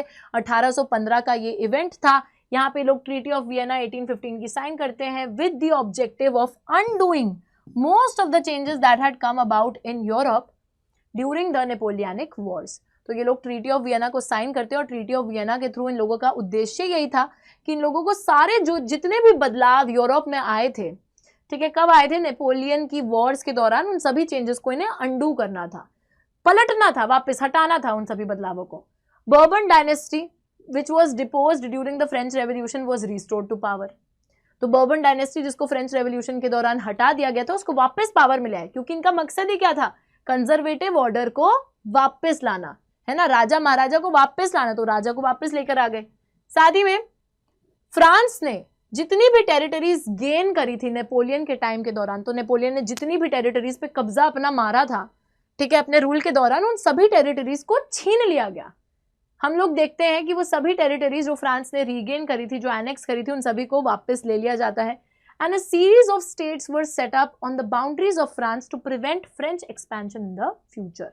साथ ही में बहुत से सीरीज ऑफ स्टेट्स जो कि फ्रांस की बाउंड्री पर सेटअप कर दिए गए थे ताकि फ्रेंच एक्सपेंशन को रोका जा सके इन द फ्यूचर, फ्रेंच जो है और अपना एरिया एक्सपैंड ना करे, तो उनको सेटअप कर दिया गया। फ्रेंच की बाउंड्री पर बहुत से स्टेट सेटअप कर दिए गए ताकि कल को अगर फ्रेंच लोग कब्जा करने निकले भी किसी टेरिटरी पे, तो पहले उन स्टेट्स में जो है ऐसे चेतावनी सी मिल जाए और फिर आगे उस लड़ाई को रोक दिया जाए। ठीक है, तो बहुत सारे स्टेट्स जो है फ्रेंच बॉर्डर पे सेटअप कर दिए जाते हैं ताकि फ्रेंच एक्सपेंशन को रोका जा सके।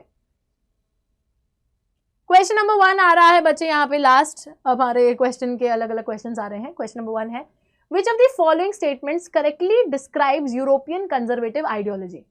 कौन सी स्टेटमेंट जो है कंजर्वेटिव आइडियोलॉजी जो थी यूरोप की, उसको कंप्लीटली डिस्क्राइब कर रही है। Preservation of 2 sects of Christianity, preservation of traditional beliefs in state and society, preservation of socialist ideology in the economic sphere, या preservation of beliefs introduced by Napoleon. बच्चों, ना तो यहाँ पे लोग क्रिश्चियनिटी के सेक्ट को बचा रहे थे, ना तो यहाँ पे लोग जो सोशलिस्ट आइडियोलॉजी को बचा रहे थे, और ना ही लोग नेपोलियन के चेंजेस को बचा रहे थे। लोग यहाँ पे बचा रहे थे अपने traditional beliefs in state and society. तो जो ट्रेडिशनल चीज़ें होती थी, जैसे मोनार्की थी, सोसाइटी के अंदर फैमिली का इंस्टीट्यूशन था, एक सोशल हायरार्की थी, उन सब चीज़ों को प्रिजर्व करने की कोशिश की जा रही थी। और बदलाव नहीं चाहते थे, मतलब बदलाव ऐसा आ जाए जिससे हम ही मजबूत बन जाए, बट हाँ जो ट्रेडिशनल चीज़ें उनको हम रिस्टोर करना चाहते हैं, कंजर्वेटिव ऑर्डर को रिस्टोर करना चाहते थे।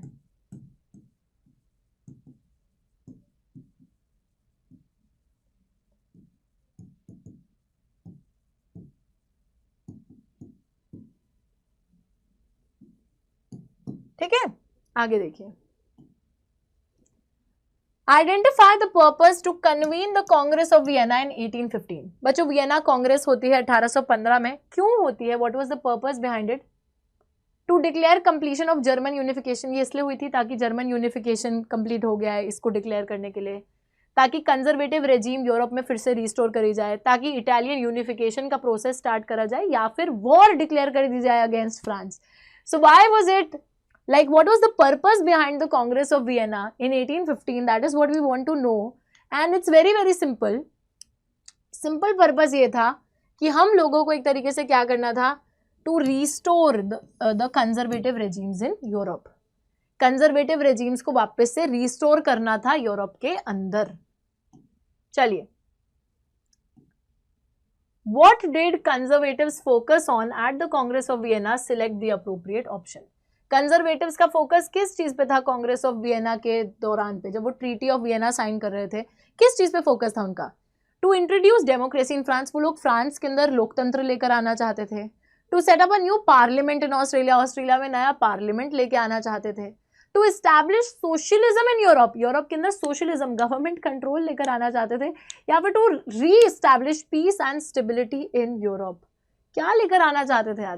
पीस और स्टेबिलिटी यूरोप में लेकर आना चाहते थे, सोशलिज्म थोड़ी ना लेकर आना चाहते थे।